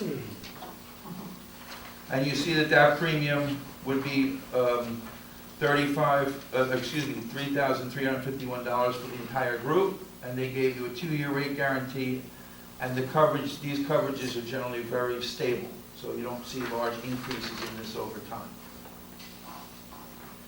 It is based on the municipality would pay the full premium. There would be no contribution on behalf of the employee.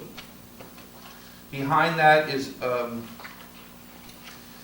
a vision program. As I understand, the municipality gives a reimbursement currently to employees. I don't know how much it is. I've seen these things. $200?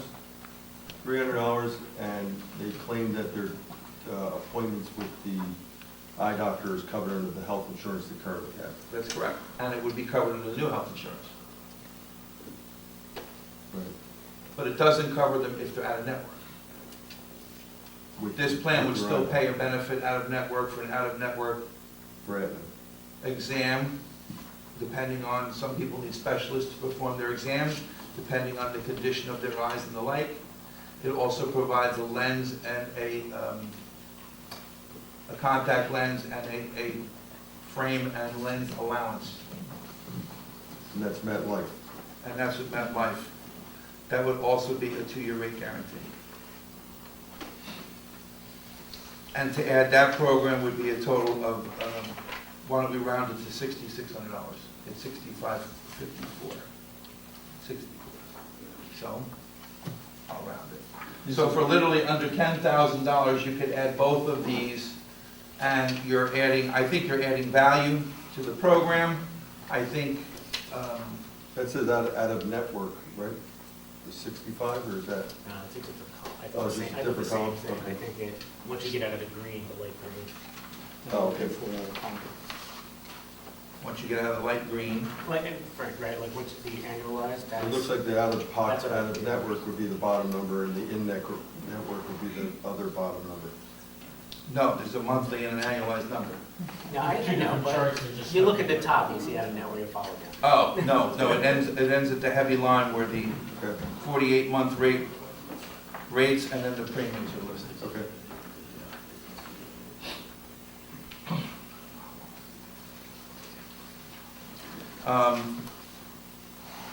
To recap, the HIP is offering you a savings of 10.45% over the state's expiring. The HIP has provided a letter of guarantee of coverage equal to or better. We've had employee meetings. We've explained the fact that Blue Cross Blue Shield is a state carrier and provides national coverage through a form of treaties they have with all the other Blue Cross Blue Shields in the country. Those treaties can break down. In the HIP proposal, they're relying on Aetna, and Aetna owns a national network. So there is no issue with there ever being an interruption in coverage.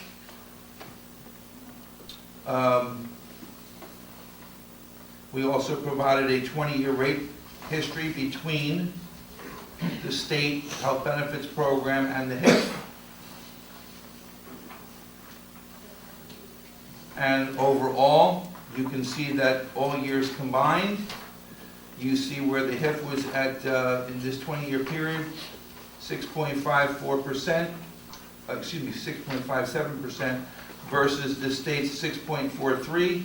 In the last 10 years, the state is roughly double that. In the last 5 years, the state is about 10 times what the HIF has been. So while the HIF has been able to further stabilize their program and keep their rate impact to a minimum, the state is actually losing ground with that over the last 5 years.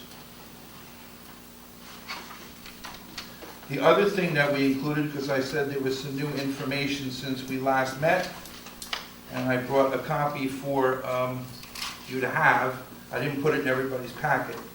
This was just developed earlier this week. The State Health Benefits Program, the treasurer of the state asked the consultant to the State Health Benefits Program, which is Aon, to do a study on how to reduce costs in the State Health Benefits Program. And that study included a number of recommendations to increase costs to the plan, to the employees.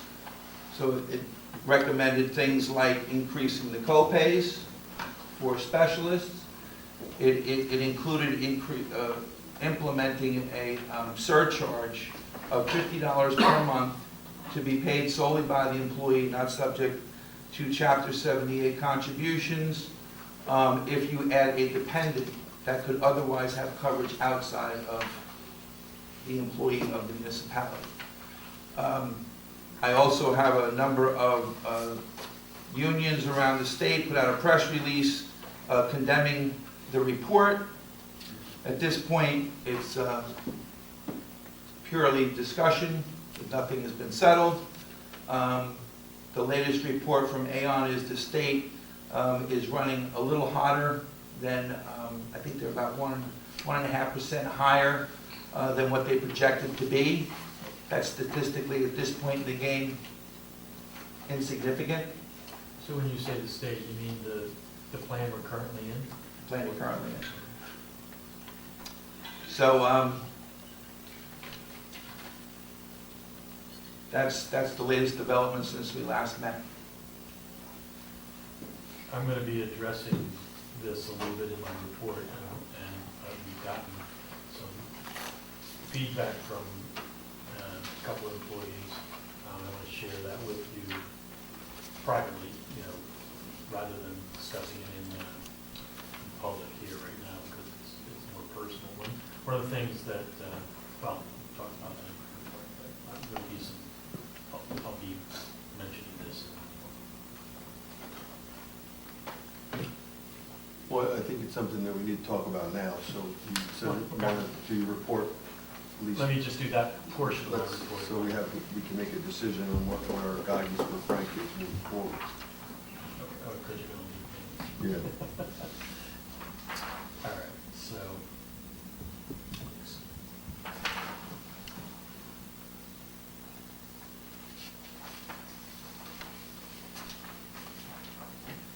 So one of the big reservations that we've heard is that, and I've actually discussed this with you before, is that many people feel that possibly they're going to be forced to change doctors. One of the things that we've encouraged them to do, and I'm going to try and get a mass email sent out, is reaching out to individuals that will be affected by this and asking them to contact you or to contact us with a list of doctors that they feel that may be impacted by us changing characters. And so that you can conceivably vet these doctors to see if they are indeed in the program. I think a lot of people are just assuming that they're going to have to change doctors. They don't want to do it, but I know how much research has gone into actually seeing whether or not they will have to. So I'd like to contact as many people as are willing to see if they'll, reveal the names of their healthcare providers and if that's legal, and then we could vet those people, or we could direct them to you so that you can confidentially vet those doctors. Is that something that you'd be? Not only would we be happy to do that, we offered that at the employee meeting. And in fact, several people did take advantage of that. And I would say a majority of the doctors we're in, you always have disruption between networks. You never have 100% coverage in any one network. I would also say to you that no one has a guarantee that a doctor today is going to remain in the existing network tomorrow. I had that happen with the doctor So, recently. in terms of the availability of doctors, for one thing, everyone has a plan that provides coverage for a doctor in or out of network. So it becomes a financial decision. It's not an HMO or that you only can see an in-network doctor or else. Everyone has the freedom and choice, and they make those choices on a case-by-case basis. This week I decide to go to my primary care doctor that's in. Next week I decide to go to my cardiologist. With those background music. I'll handle him off stage. They make those decisions every day, and they're financial decisions. And I think one of the things that we tried to make the point about is, while you can't guarantee that every doctor is in, the match is very close, probably among the closest, when you consider that Aetna is the largest insurance company in the United States. And for that very reason. I'm sorry, doesn't Go their, ahead. well, let me just ask a question. Doesn't their website have a listing of all the providers? It does. Okay. And the listing, and the networks that are utilized, which, by the way, is the largest network that Aetna has, is the one being offered. It's also the one several years ago, the state, for a period of time, wasn't a long period, maybe Karen can help me out, I'm going to say 4 years, maybe 5. There was a dual option where you could choose Blue Cross or Aetna. And the network being provided in this case is the network the state used. So I think it's the largest network offered by Aetna.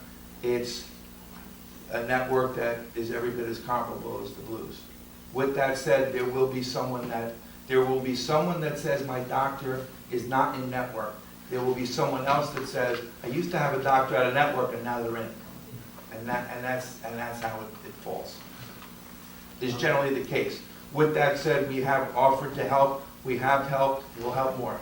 Whoever wants to come, we will assist them. And once again, so that we're doing our due diligence, I want to send out that email and say, look, we're seriously looking at this possibility.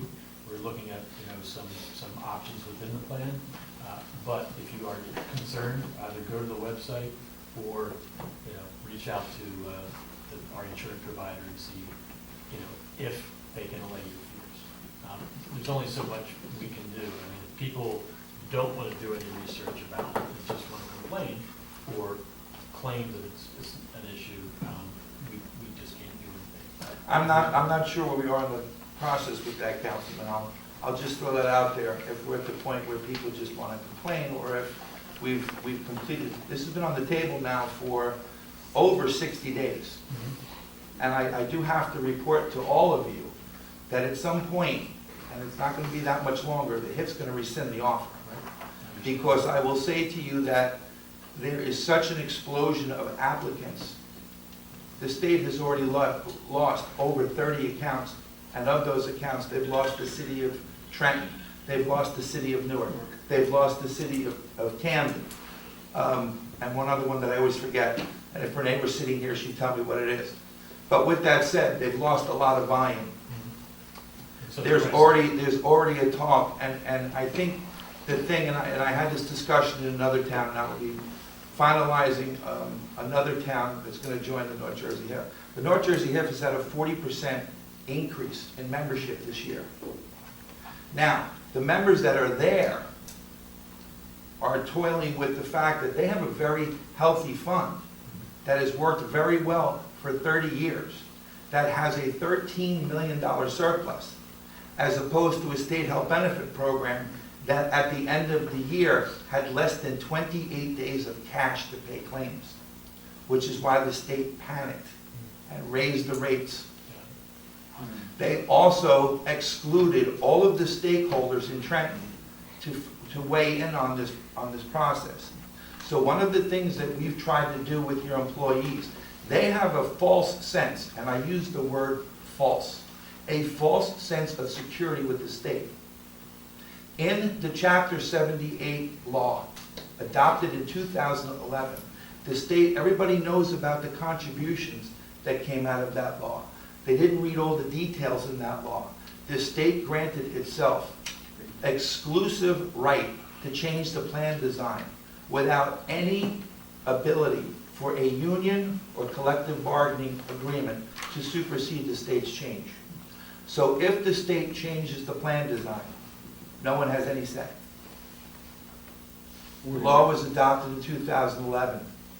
The state's already made 3 changes. And they can. 3 times, not 3 changes, 3 times they have changed the plan. The state is telling you, their own consultant is telling them, they want to change the plan design. So I think the sense that the state is their savior to protect their plan design, I would submit to you that in fact, their protection is the HIF. Because if the municipality goes to the HIF, the only way the plan design gets changed, if the 2 parties agree to it, being the municipality and the collective bargaining agreement. So I actually think there is a false narrative that's perpetuating itself, which is based on fear of the unknown, which is very normal. That's human nature. Human nature is to fear change, and obviously to fear the unknown. It's amplified when you talk about people's health benefits, because nobody likes any change in them. However, when we take the emotion out, and we take 2 steps back, and we look at the issue in the total, what's going to protect the employees, both financially and from a plan design, is the HIF. Your neighbors are all in the HIF. Your neighbor down the hill is in the program, Bloomingdale, West Milford, and 25 other towns. Statewide, the HIF system has over 300 public entities in it, being the largest program, second only to the state of New Jersey. The HIF system has over $165 million of surplus.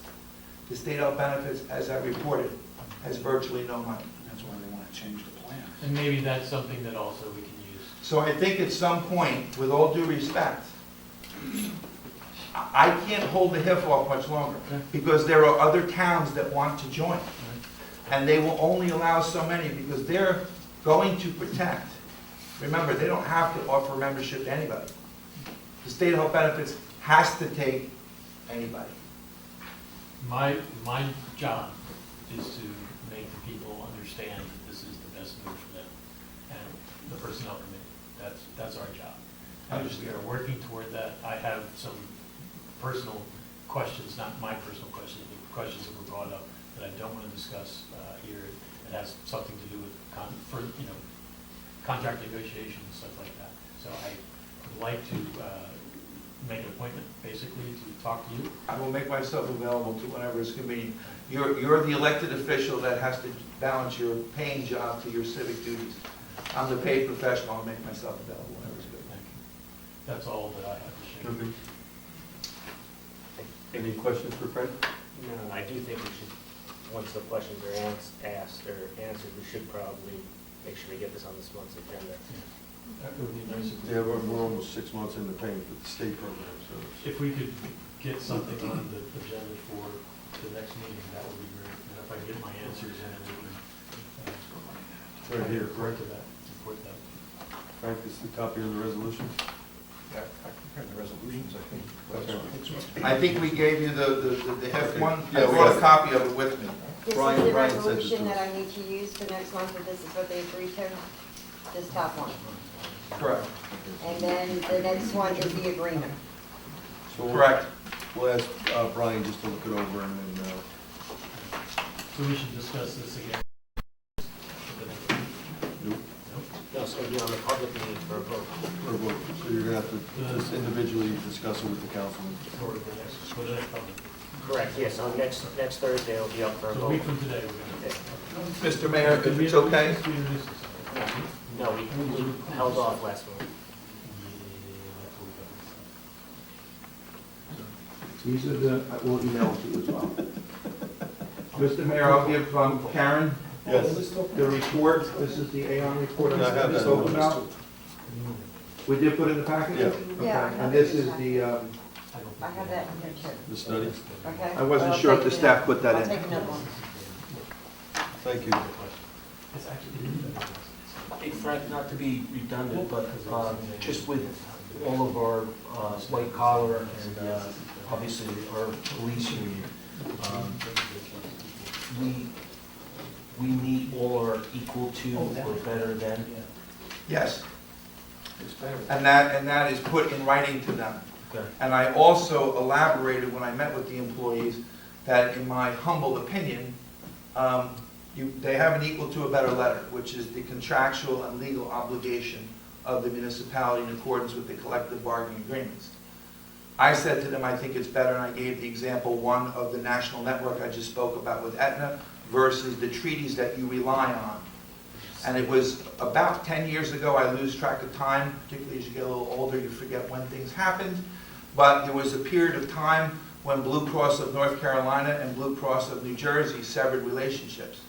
So anybody that had retired there or was visiting there and the like woke up one day and they had no in-network benefits. Everything was on an out-of-network benefit, and that lasted for 2 or 3 years until that relationship was repaired. It hasn't happened recently since then, to my knowledge, but it can happen at any time. It becomes a non-issue with Aetna, again, because they own the network. The second example that I gave to them is something that is built in the bylaws of the HIF, which is the ability of any employee dependent covered by the plan to file an appeal with the executive committee of the HIF if they feel that their claim should be covered.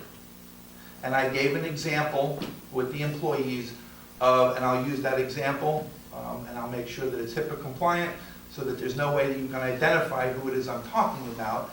But we had I was even going to tell you what their title was. So we had an employee in the town whose child was home over the, actually the anniversary that's coming up. It was the Father's Day weekend, and the parents went away, and the child was 18 years old, and we all know what 18-year-old children do when their parents are away, particularly if they have access to a home that has a backyard that even has an in-ground pool. Oh. And I think the word is 5 letters, and it's party.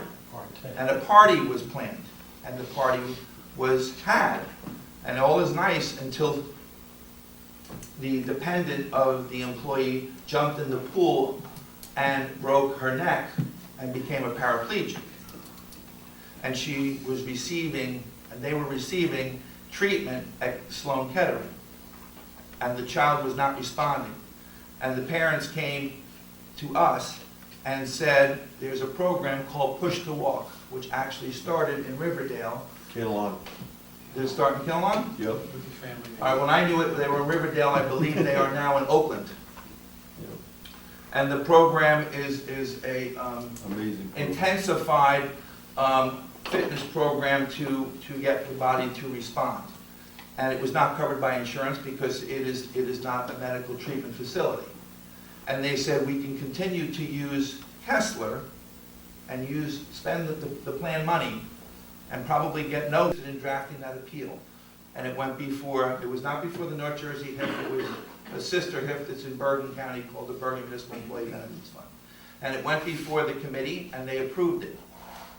And that child, after 6 months, started walking. And today that child walks with a lot of assistance, a lot of equipment. But that's something that I say to you, if a state health benefit person ever had that happen, and God forbid, would they be able to petition the State Health Benefits Commission to say, please ask Blue Cross to pay this versus what's in the plan design? I would suggest to you they would not get any attention from the state. So I think that alone, again, it's like life insurance. You hope it's a benefit you never, ever have to need. But it adds a little sleep insurance to know I have this this avenue, this ability to utilize this if, God forbid, something tragic happened on it. Doesn't have to be tragic, by the way. We've had people file a claim and say they think that a dental thing should happen. I'm not going to tell you that every appeal is granted. Sometimes people ask for things that shouldn't be covered. But the point is they have the right to ask for it and to have that hearing.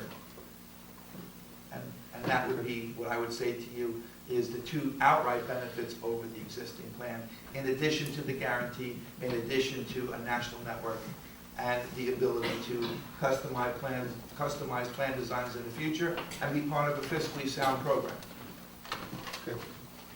Vince, I see your troubled face. Yeah, why would we want to do this vision thing? I'm sorry, I didn't Why hear the would question. we want to do this vision program? Added benefit? Why wouldn't you? Well, you have to We have meet it. it because they already have it. We It's have got it to be now. equal too. Yes, Yeah, they have. No, they don't have they do not have a, they have a reimbursement. Yeah. And to my knowledge, this would not replace the reimbursement. The reimbursement, by the way, and I've seen it in many municipalities, and even when I was a town administrator, we had it, is a very antiquated way of providing a benefit. And the shortcomings of it is people are obtaining their vision benefit at a retail level and then submitting for reimbursement. That money is not going very far. When you're utilizing a carrier, you're getting the advantage of a discount when they purchase their goods and services.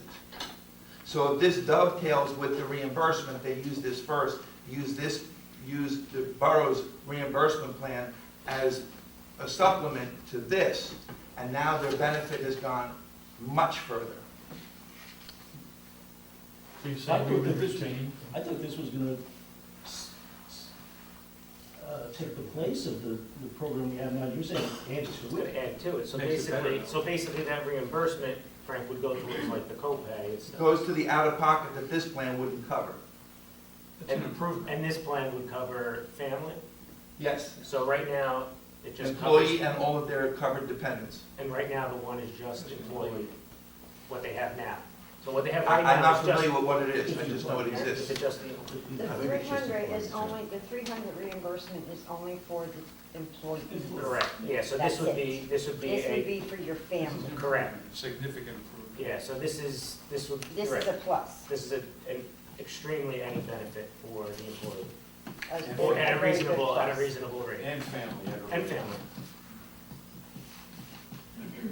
In addition, we're in compliance with the state, we're improving the benefits for the employees and providing the taxpayers savings. Yep. That's key. Hate to kick you out of here, but thank you. Mr. Mayor, I won't overstay my welcome, or I will be welcome to stay. So I will bid you all good evening. Thank you. Thank you, sir. I'll wait to hear from you, Eric. I'll give you a call tomorrow. Not a problem. Thank you for your time and good evening. Thank you, Frank. Thanks for coming. No worries. Get the dump open. Yes, sir. Okay, now we're gonna move on to the attorney report.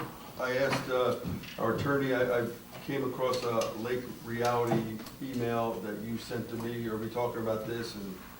And I just realized that we never talked about it, so I'd like to talk about that tonight. Okay. If we have some information here, and I think we have Tom here as well representing Lake Reality, correct? Well, I'm not on the committee, so I live at the lake and I'm a member of the association, but I'm not on the committee, but I'd be glad to talk about it. Okay, so we'll talk a little bit about it and then we'll go from there. Yeah, so I received an email initially and then had subsequent telephone conversations with the attorney representing the association, Lake Reality Association. And as most of you are probably aware, the state ordered them years ago to repair the dam that's there or to get rid of it, and essentially the lake would be drained. The state also, because there were a lot of lakes within New Jersey that were having problems, the state came up with a program to give out money on a low interest rate basis to associations in order to make repairs just like this. The problem is that the borough doesn't own any part of this. It's all owned by the association. However, in order to get the funds, one of the requirements of the state is that the municipality has to sign off as a co-signer. So you would become legally responsible to pay the debt if the association didn't pay it. My understanding is that they applied for a loan of approximately $750,000 or $800,000. And the cost to repair the dam is about the same, maybe a little less, $750,000 or so. They also have, the association has already saved up, I believe, a couple $100,000 towards this. The upside, obviously, for the municipality is that the properties, many of them, are assessed somewhat higher based upon the fact that they're either on a lake or have a lake view. The downside is if they don't pay, we have to pay. Well, just to get you a little bit up to date is what we found, that the assessments were higher on the lake properties, and this is going back probably 2 or 3 years now, but I'm not hope I can remember if that was correct, I think. And the other thing was that no one that lives in Lake Reality is required to join the lake. That's correct. Which was the other. That is correct. Last time we left it with Lake Reality, they were supposed to be going house to house to get a document signed saying, hey, the town can use taxes to, or let's just, I don't even know if that's the word. Assessments. Use assessments on my house if I refuse to pay or go to bunk on it. So that's where we're at, and I haven't seen Cliff or anybody from Lake Reality with this document and said, here it is, all the signatures. Yeah. My understanding is that the community was designated by a filed map. There's, I think, 60 homes that are in it. Yes. And there are 8 that are lakefront. And as you said, Mayor, none of them have to be members of the Lake Association. So the funding source for this is, potentially a problem. If they don't pay, if people don't join the association, there won't be any. And their letter from their attorney says, hey, what's the borough doing, signing off on this, let's go. And I think we're waiting for something, and that's where I think Tom comes into play. Jim, I was going to. Can you give us an update? Can I just Yeah, clarify one thing? let's see what Bill has to say first, Yeah. and I'll give you the time. And just because you're using the term association, it's my understanding that this is like a private corporation, it's not like a homeowners association. No, it's an association, but it's not mandatory that you belong to it. Right, yeah, but I'm just making a distinction, it's like a private corporation. In Yeah, other words, it's it's a private not, entity, it's not, yes. yeah, okay. Correct. So I'm not here officially, formally representing the association, but I can answer virtually any question, all the background. And I was going to speak in the public section, but I'd be glad to speak now. So the loan amount that we applied for is $750,000. We've gone through the application process and gotten the first approval. The next step includes getting the co-signature. As far as, and today we have a professional's cost estimators estimate that the construction would be about $650,000 on the high side. Not the same as having an RFP process. We do have a few $100,000 funds to apply first, so that would lower the cost of the loan ideally into $450,000, but you would be signing for $750,000. As to the structure of our community, there are 65 households within Lake Reality neighborhood. All of them, at one point, I believe, I've lived in that neighborhood for 23 years, and I've been a member of the community for 32. I believe all of them at one point have been members. It is not mandatory, and it is not technically a homeowners association. But today, as people age out, as their kids age out, they drop their membership.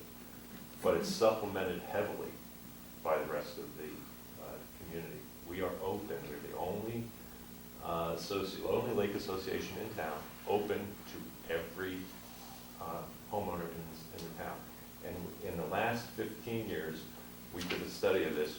1 in 5 homeowners in this town who doesn't live in Smoke Rise or Payson, who already has their other option, has been a member. Today we have 100 members who are from outside the immediate community. So we have an ongoing, and this has been our business model for more than 50 years. We had our 50th anniversary last year. I'm not sure that we started that exact approach right away, but within the last 40-some years, we've had that business model, and we've paid our bills every single year using that model with many, many outside residents. A huge benefit to the town of Kinnelon.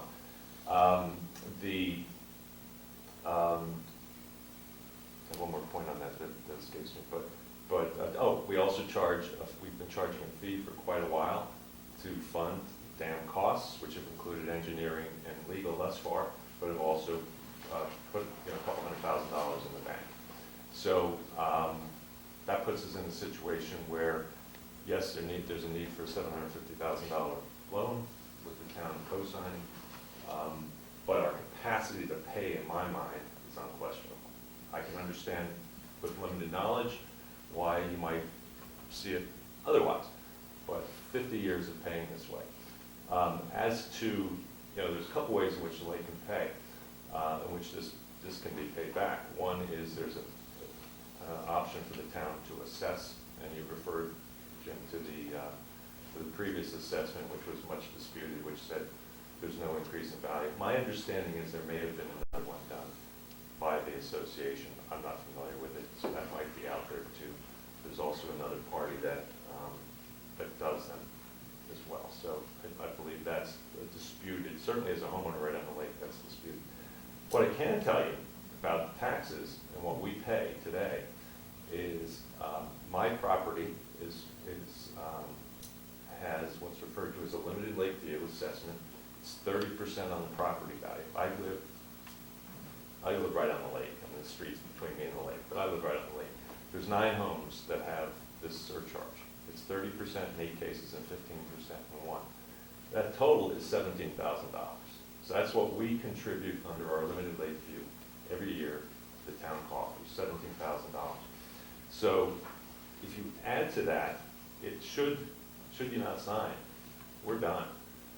This lake's lost, and under state law, it will be drained. The Lake Association owns the beach, owns the lake, and another adjacent property. There's 3 taxable properties, totaling, I think it's $12,000. $11,713. So there's about $30,000 in lost tax dollars per year, guaranteed.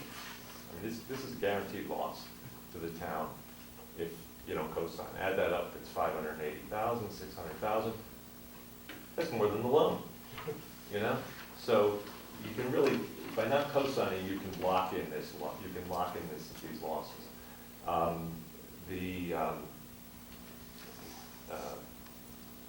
remember my other point, but so far, any questions or observations on it? I don't remember what the issue they were used after saying of why we couldn't just sign for it. I think one of the things, and I could be wrong, is because you're using public funds for a private corporation. So the town has co-signed for Basin Lakes. No. There have been 150 of these loans to lake communities in New Jersey. Not all of them to a similar situation to us. But the town co-signed for Basin Lakes has had 3 dam repairs under this. They have 3 dams. Each one of them has been repaired under this program, which has existed in the state since 2000. 150 loans have been signed. I don't know if this is really true, but we have heard that no community has ever gotten to this point and not gotten its town signature. I've been saying this since day one. I would just love to say, let's put this to bed. We know we don't want to drain it. My thought is, if we can, I thought the lawyers had everything. sign for it, knowing that if they default on it, the town gets it and move forward. We don't want it. I disagree. I think it's a great, we're not going to get it, hopefully, but it's a great, like you said, he's got 100 members plus. 135 members, and we have always had a waiting list. Another piece of open space in our. I think the question is, where are we with the guarantees from the residents, from the people who live in that community? Well, that's what I think didn't happen. So I can speak to that too. So there was an effort there, and frankly, I would have to say our association leaders didn't do a good job on that. Not the kind of, they didn't have the expertise on what it takes to get that kind of affidavit communicated through a community and signed. The affidavit it was open-ended, no dollar amounts, and it was actually sent to us as a sample. What do you think, right? And so there was a relatively lower number of signatures. There was no follow-up email, there was no meeting. It was not taken seriously within the community. I don't see the need, given, you know, the lien, I mean, there's two ways we can pay for it. You can pay for this. This can be paid for. It can be paid for by assessing, the town handling it. Some communities do that, and a lot of communities, you know, we would pay. And we have 135 members, and we have an ongoing cost, but ongoing ability to do that. But that seems to have bogged this down in a way that's unnecessary.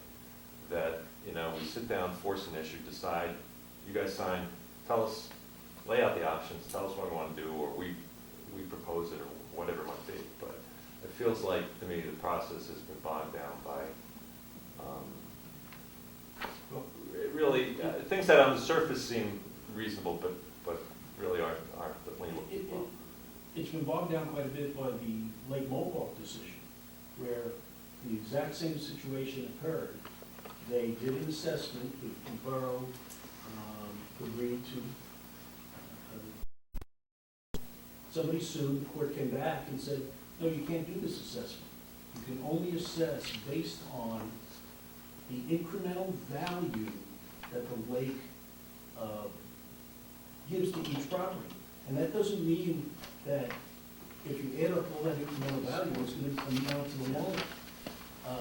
So Lake Mohawk is on the hook for $600,000. Well, not to correct you, Councilman. Okay. It wasn't Lake Mohawk, it was a much smaller lake. And a woman who lived far outside on the perimeter of the community, in a community that was not nearly as well defined as ours. So ours, you can define it under what's called Arbor Estates, which nobody really uses, but it's on a map as Arbor Estates, and there's 65 or 8 homes in there. So in this community was similar size, didn't have access to outside folks like we do. Yeah. And the woman lived quite a distance away from the lake and applied for membership and was denied. She took it to a vendetta level. I mean, if you think about the costs that she incurred to try to save her $1,500 assessment, it made no economic sense, right? So it was much more than that. It's the only suit that's been held, and all the suit did is confirm the statute, which says if the town does the assessment, there's got to be a benefit. The words benefit in quotes. Got to be a benefit. There's a couple other words in there too that ascribe to the home because of the property, rather, because of the project, whatever it might be. So I think one way to look at this is ask yourself what the value of my home would be, or my neighbor's home, or the homes 5 houses down the street who aren't on the lake when that lake's drained. And if I would argue that there's going to be 65 homeowners in here saying, or with Chris saying, I just lost X dollars. Chris did an assessment. Pardon me? Chris had done an assessment, and he said that the only. An outside organization did. Chris didn't do it No, himself. Chris, I don't think Chris did. Chris had. Outside. Chris had an outside assessor come in and do it. Right, there were a lot of questions raised, and it was, frankly, it was sort of went on the hush-hush, and Charlie Daniels could. Could we agree to have Brian look into this, like an option to make this work? Because I want to, everyone up here wants it to work. I just want to make sure we're covered and that we can do it. Now, was the governing body of the association or the corporation, were they invited to tonight's meeting? Because I'm No, they surprised weren't. they're not here to. They're not, because I asked Brian to talk about it, then I saw you, I thought that's why you were here. So You're that's having why I brought elections, it. right? Aren't there elections going on right now? September would be an election. Pardon me? In September would be an election. September, you have an election, right? They weren't invited here. There was no invitation, I saw it on the agenda and I came. So on the agenda? Thank you. There you go. How many residents up there did sign or agree to support? I actually don't know the number, it was never even really discussed. So I know there were. Clarify I- what so- they so- accomplished or not. I just saw a letter from their attorney saying hey, sign this, why aren't you signing it? So I asked Brian to Which is do new attorney, right? research. That's been the No, problem all along. Right. We have a new attorney. We've Keeps telling rotated them that this is a no-brainer and just sign it, just sign it. So let's just see if Brian can work out something or come up with, and then we'll invite the group to our next workshop, and that way, So, importantly, the DEP deadline for signature is July 31st. We apply for another extension? So, my understanding. I'm not calling him again. My understanding was that this has, and the gentleman's name is Clint Oman, right? And my understanding is, it's been out there for a long time, and I'm here Right. now. So, it's not an ideal. I think we were under that Cliff was moving forward with getting Yeah, all the so we're on your signatures, that's why we haven't done anything. Okay. Yeah, They had so, like 25, 30 people who had signed and they were working. So the affidavit that I saw, I don't think I have it, I almost brought it, but it was pretty vague. But so, should we get, a couple of us, actually my wife and I, know the neighborhood very, very well. And it's sort of a informal survey, a few years ago, or when this came out, as a problem, thinking about who would be supporters and who not. And we came up with an overwhelming number. Almost, not everybody, there's a couple, you can't count on everyone, but close to it. So, we feel that there's no question that this is fundable, and it's going to be, but there's a moment here. Yeah, 200,000 already, you're over a third there. so let's let Brian do some research, talk with their attorney, come to a conclusion, get back to us, and we'll invite Cliff or I'm just saying Cliff, but whoever the new Yeah. regime is, to come in and meet with us at our next, So the next working meeting is. I'm not sure we, well, July. It would be July 13th. yeah, but So all of a sudden you're in, you have to get an ordinance. We have to reach out. I guess they can come to our next extension. Thursday, you can get some info by next Thursday. We like our meetings that last 3-4 hours. See that? Yeah, I can try, sure. Tom, it's a Brian, would you be able 20 year. would you be able 20-year to do one. the extension, request an extension on DEP? Well, it's not, if they have to do it, it's their property. Oh, It comes better from us, it comes, yeah. saying that we're working with We them. get it because we're working with them. I've done it the last 3, so I'm afraid of over 4, but I'll try. Go So ahead, Mayor, Jim. am I hearing You're doing it again. support for the affidavit, getting the affidavit being up as something that would bring confidence to the council? Yeah, but we've said this 2 years ago. Yeah, we And wait it's, 2, and 3 it's, the strategy from, I think, your attorney seems to be, just run out the clock. It's July 31st, gotta sign, guys. We've been around this track over and over and over again with the same results. Oh yeah, we're working on it, we get people to sign, and then nothing. So let's dictate this as the last opportunity, like, if we can, resolve this and this go around, and then it's on Lake Reality. I mean, We drain the lake. I'm not draining the lake. I'll call Clint tomorrow and see what kind of extension I get. If I can't, I'll get on him to get things working faster, and then we'll meet with you guys on Thursday. Thank you, I appreciate the time, and this is a hugely important thing, not just to us as Lake Reality members, but the entire community. All right. Thank you. Okay, thank you. thank you.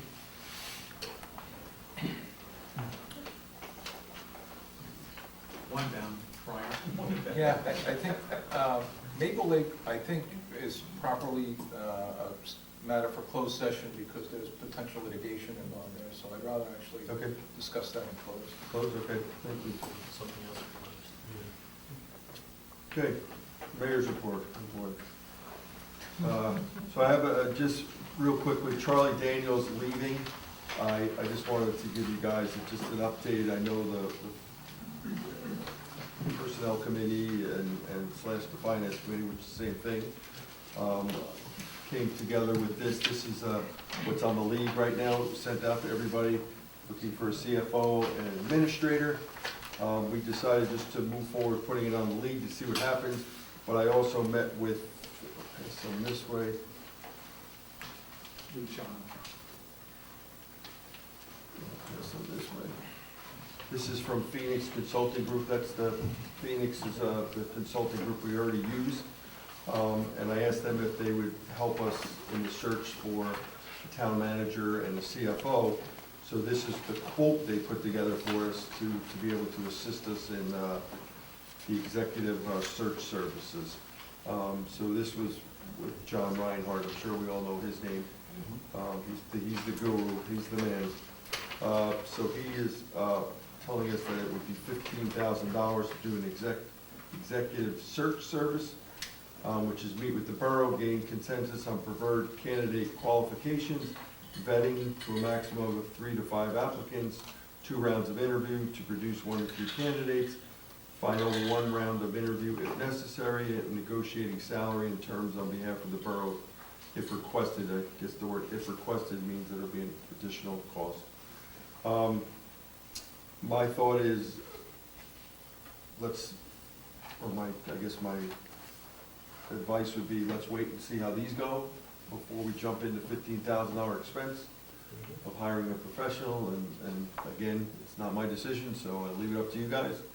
But Karen, have we gotten any? I got 1 CFO today and 1 BA today. Okay, so we have 1, we got some, we're done. What? Who vets them? Do I have an We extra vet pen? them? Well, I told Karen to hold on until she gets like 3, and then send them to everybody, saying, here's 3 for, so we're not getting 1, and then you lose Yeah, track I'm just of gonna how many hold you on have. until I get a Yeah. few of them, and then I will give them to everybody to review. But everybody's gonna get, and But I'm not Well, just gonna, we may be missing great candidates. He knows people. yeah, he does. You No, know, that's why I brought him, I got involved with him, and I didn't know if you guys Yeah, wanted to spend the money. maybe he did a great job against his Charlie. I'm willing to spend the money. I'm 'cause willing to I spend think it, yeah. For him, the qualification, I mean, he understands this a lot better than we do. I agree. And I agree. he's an expert. I mean, Gosh, he's Charlie. so well known in this, it just, Really, I prefer going with him. I prefer going with him now. Yeah, I think, I kind of am under the assumption where let people go to the ad, and if John has quality candidates, you know, he's our financial consultant as well. If he has quality candidates, he can send them to the ad, and then when we look at all the candidates, and then we decide, are we gonna engage John from there? Well, if he gave me a quote of $15,000, he's not gonna send us his candidates. No, but, you know, to me, I think it's good for us to digest everything and then engage John.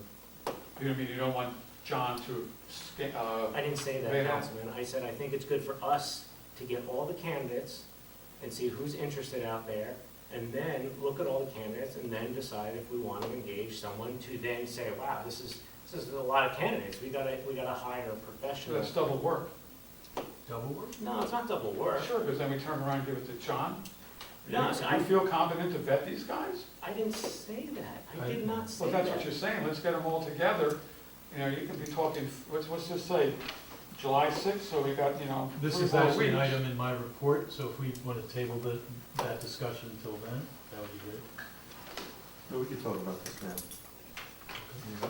I think, John, even when we get our responses, I think John should be interviewing them. Yeah. And going through it, I think We he's. can do that. I mean, Yeah. Yeah, but he's got to interview them. so we He's can. got to vet them and interview them, there's a Well, process. what I can do is approach him from the standpoint of just being involved in our, once we get the resumes in.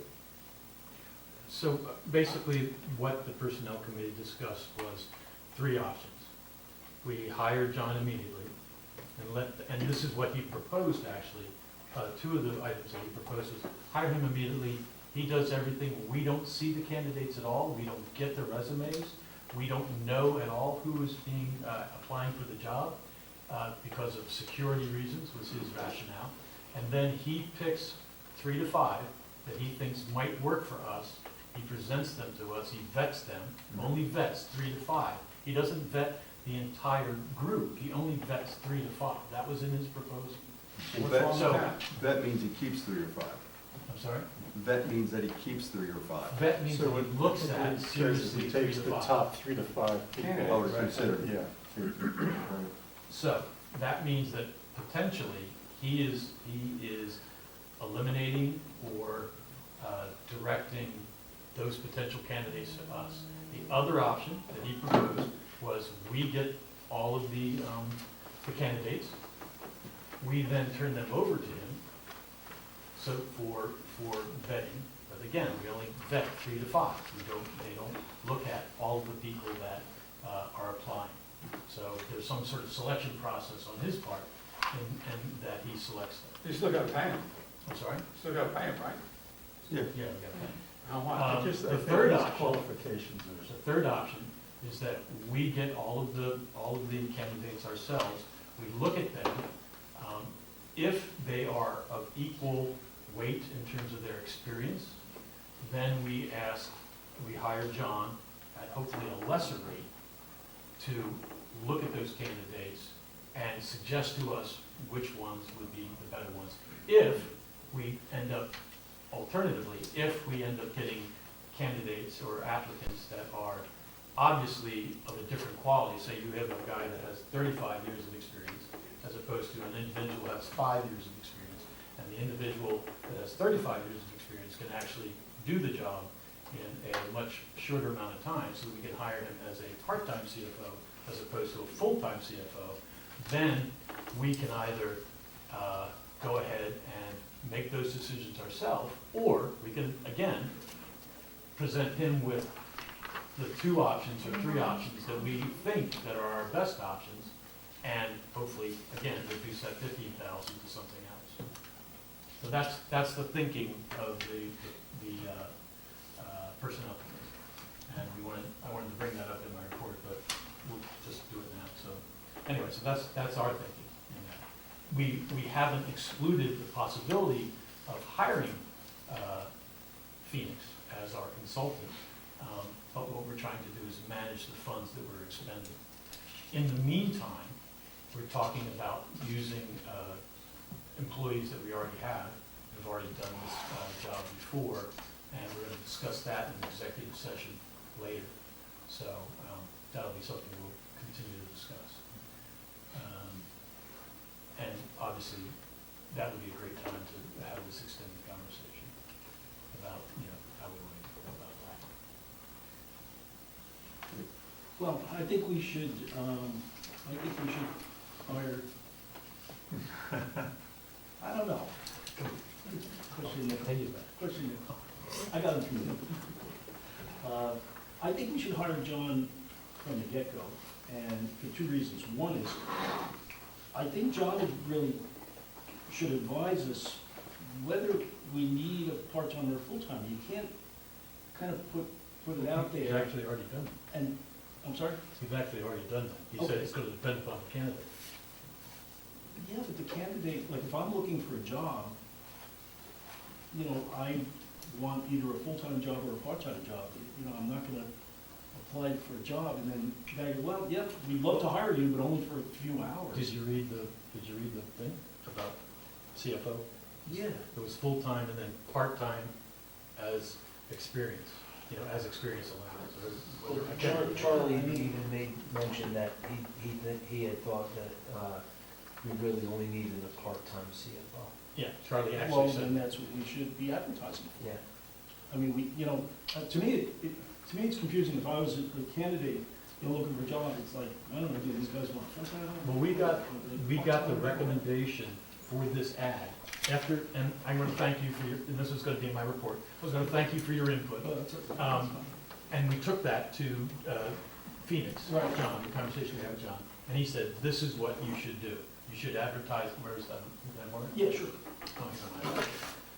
You should advertise it as certified municipal finance officer, Kinlaw Borough, Morris County, and said we're seeking a full-time, but will entertain a part-time role with existing credentials. That's how Okay, so he if someone's recommended looking that for- we. Yeah, it was a good, Vince, it was a good recommendation, because we brought we that brought up it to up. him, and he said, well, this is how you phrase it, where it kind of keeps everybody in the game in a way. Exactly, and what it doesn't do is it doesn't eliminate anybody that is a crackerjack, CFO that could do this in 20 hours, or a less experienced CFO that conceivably we have to pay more, but it still has enough experience where we don't have to hire a consulting company.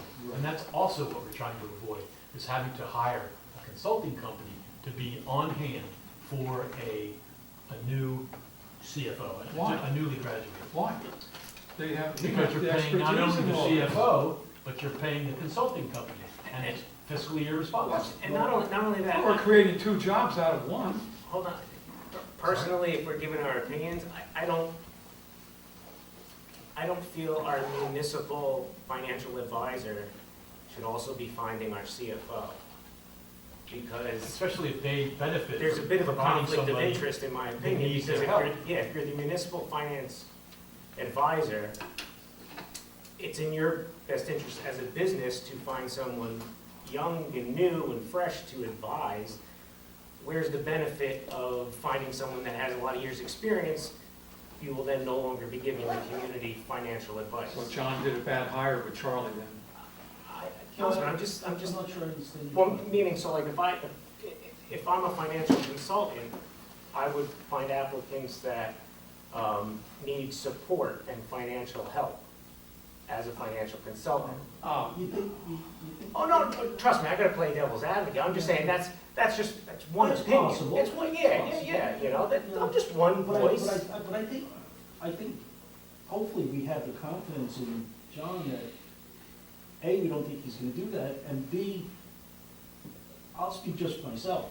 You know, I get resumes in, and I've hired people for years, but, you know, someone who really knows this business intimately, inside out, is in a better position than, certainly than me, to look at it and say, this would be a good fit, or the, you know, the qualifications that they have make sense. And that's why I'm advocating just pay him the 15 grand, let him go and do it. And the other down. And then one thing that should be clear is when he says that they're gonna vet 3 to 5 candidates, that means out of the whole box of resumes they get, they're gonna go through every one of them.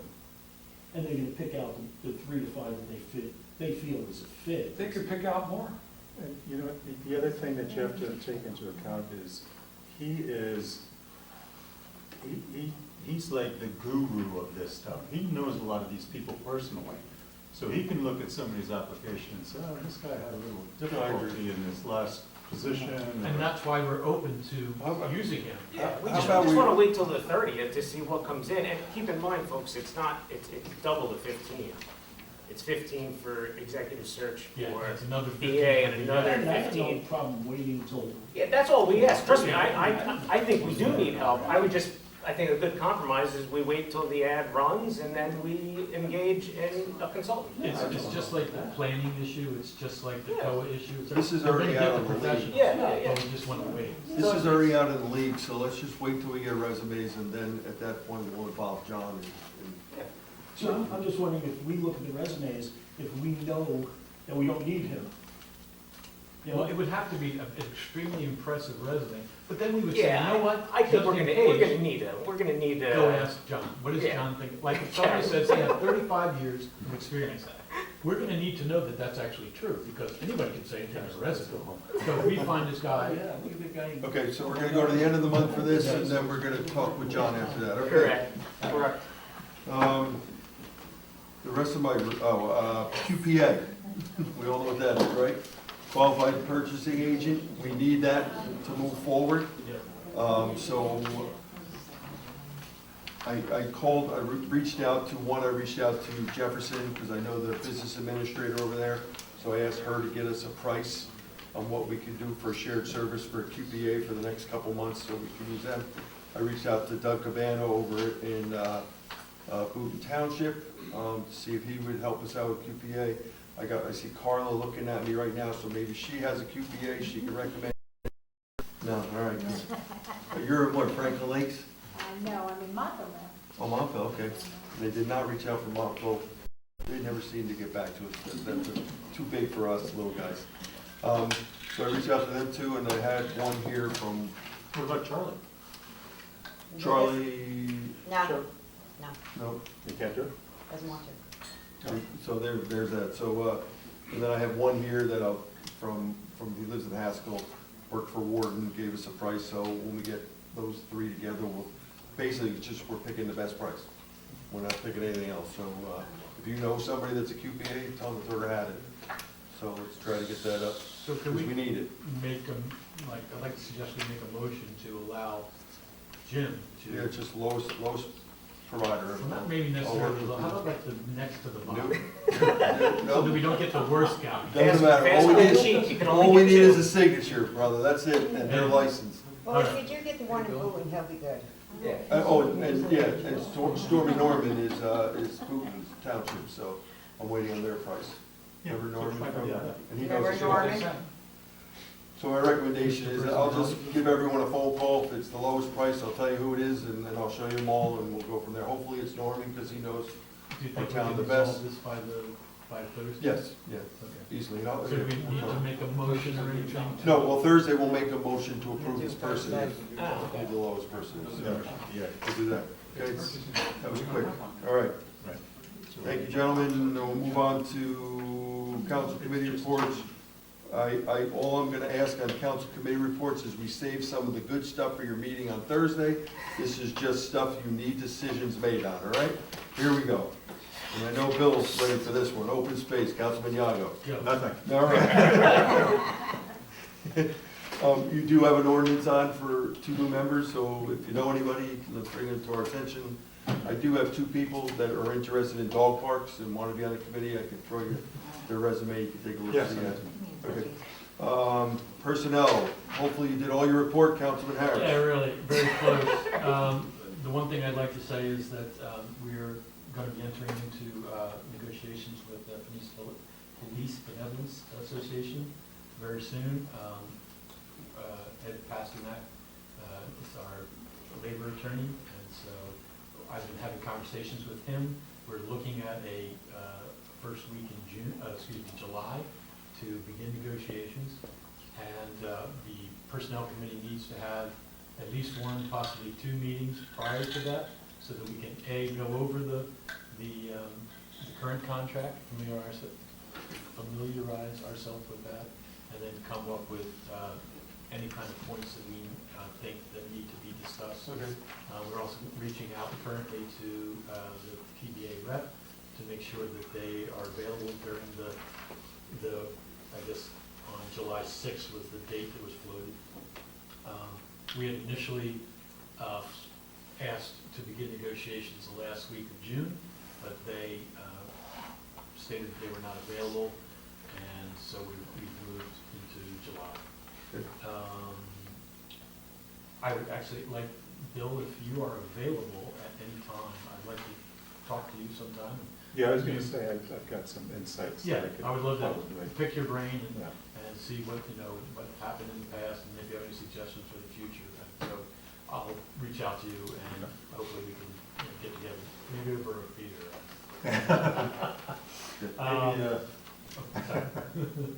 And let's see, that's pretty much it. Okay, thank My you. report. Recreation and Public Works, Councilman Maybe. I'll just touch on K-Fresh. There was a opening of K-Fresh this week. It had a great turnout. Doug did a great job setting that up. I'll get to the rest of the rec stuff in the main meeting. A couple things with DPW. We've got one of the new hires that put in his resignation, and we're not sure, out of those 3 guys that we hired, I'm not sure, there's one more of them might not make it, so we might only end up with He put in his resignation, or he didn't make it? No, he put in his resignation. Could you tell Karen who, well, not tonight, right, Yeah. obviously, but tell Karen who that is, I'd like to meet with him, Yeah. just to sit down and have He's a. gone. I'll get one yet. Well, it Or I'll call him. it wasn't a 2-week, it was an 8-hour. Exactly, it Oh, was it's an okay, 8-hour. yeah, no, he's not a good example. Wait, it was there for 8 hours? Well, no, he didn't give us 2 weeks' notice, he gave 8 hours Oh, notice. yeah. Both when he was gone. So I'm done. he couldn't even do that, so. Okay, yeah, it's The other, not a good. the other one that we're unsure of is another. I wouldn't do that one either. No. Okay. No, it's not worth it, because when somebody wrecks something, and says, Okay. I didn't do it, the other guy did it, kind of. But, My son does that. Him around. yeah, All kids do that. I know Okay.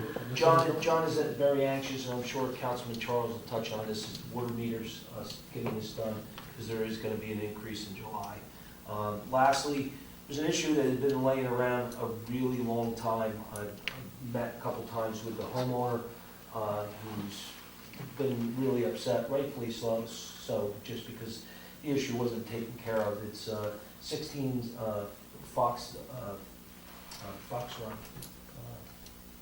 Pheasant Run? It's not pheasant, it's fox. No, it's not Fox. No? I'm Fox. Falcon. Falcon Run. here. Falcon Run. Falcon. I got the fox and the Someone falcon. else. And that's because the homeowner's name is Fox. Okay.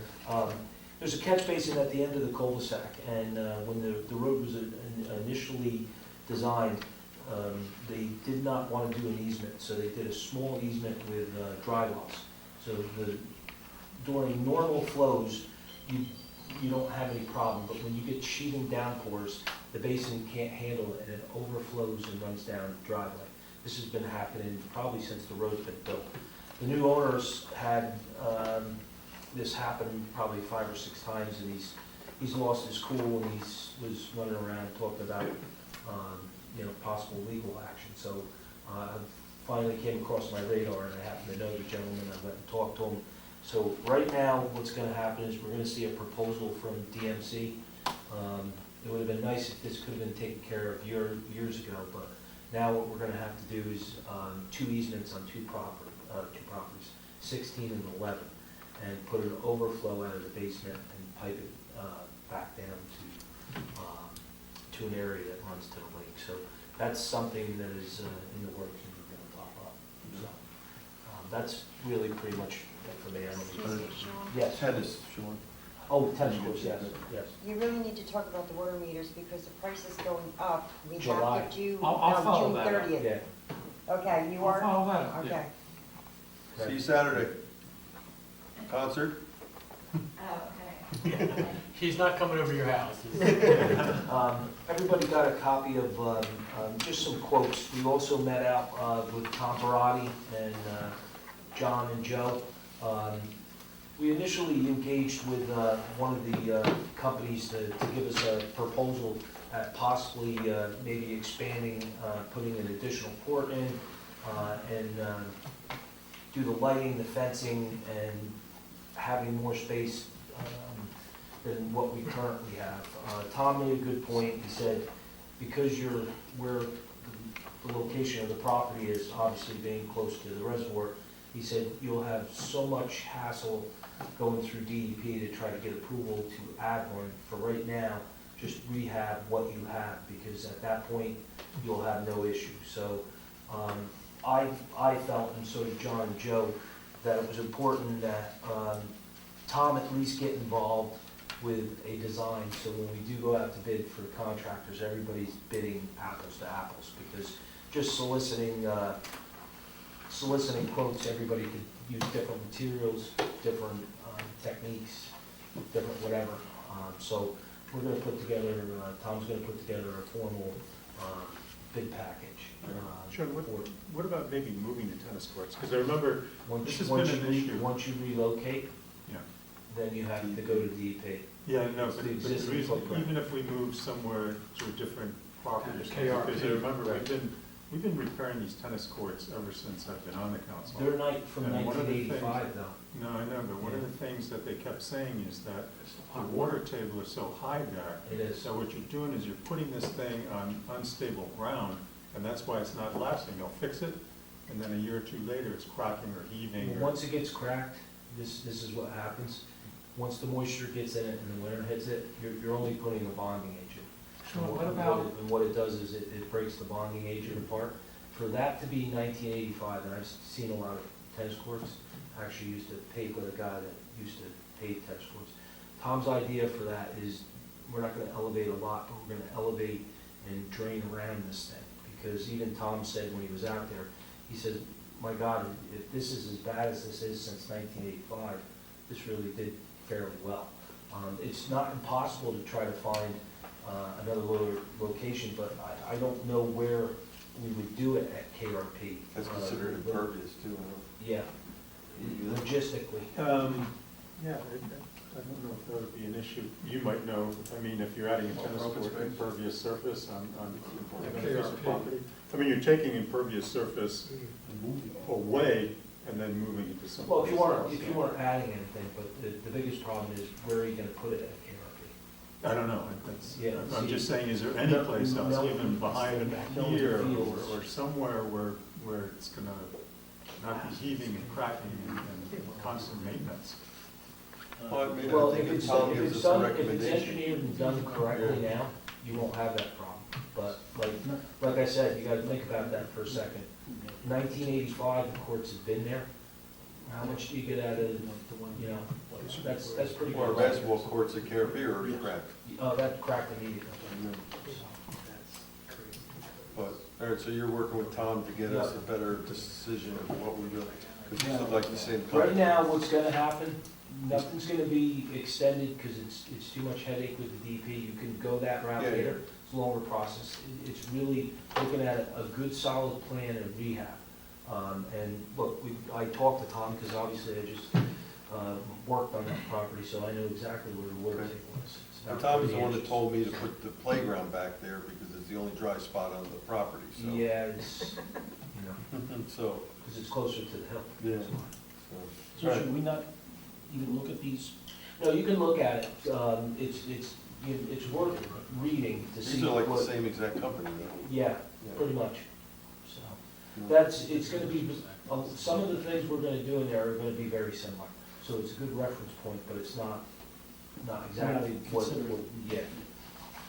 And one of the proposals originally was to do an extension, which made the cost extremely high. Well, now, once you take that out and doing retention concrete would be, if you wanted to go above and beyond and make this so it would never crack, which is an option. So, Right, we can thank talk you. more. Thank you, Sean. Okay, ordinance library coordinator, Councilman Russo, anything? Okay, yeah, I do have a couple of Okay, things. good. One is, I had a conversation with Jen Elmer today. We seem to be in a situation where we have to keep going back to people for more escrow fees. And she is asking if we can increase the amount of escrow fees in the beginning so that we don't have to keep calling people and doing that. Right now, if you're doing a construction project, the escrow fee is $1,000. And what she's suggesting is increasing that to $1,500 for a residential project and $2,500 for a commercial project. We're also in a situation where, because of our change in the attorneys that we're using on the Board of Adjustment, in the past, the old attorney, his set fee included reviewing the documents and issuing the letters and all of that other kind of stuff. The present attorney, his set fee is just for meeting attendance. So if he's got to review documents, he then charges us extra over and above that. I was unaware of that, and I didn't know that that was the case, but that is the case. So Doesn't Tom usually review and the attorney as well? Yeah, but Tom, it's all included in his fee. So there's no other incremental cost. But Steve, he charges us, so what's happening now is if someone wants to put, a small project in, a shed or fence or a small wall or whatever, he's still gotta review those documents.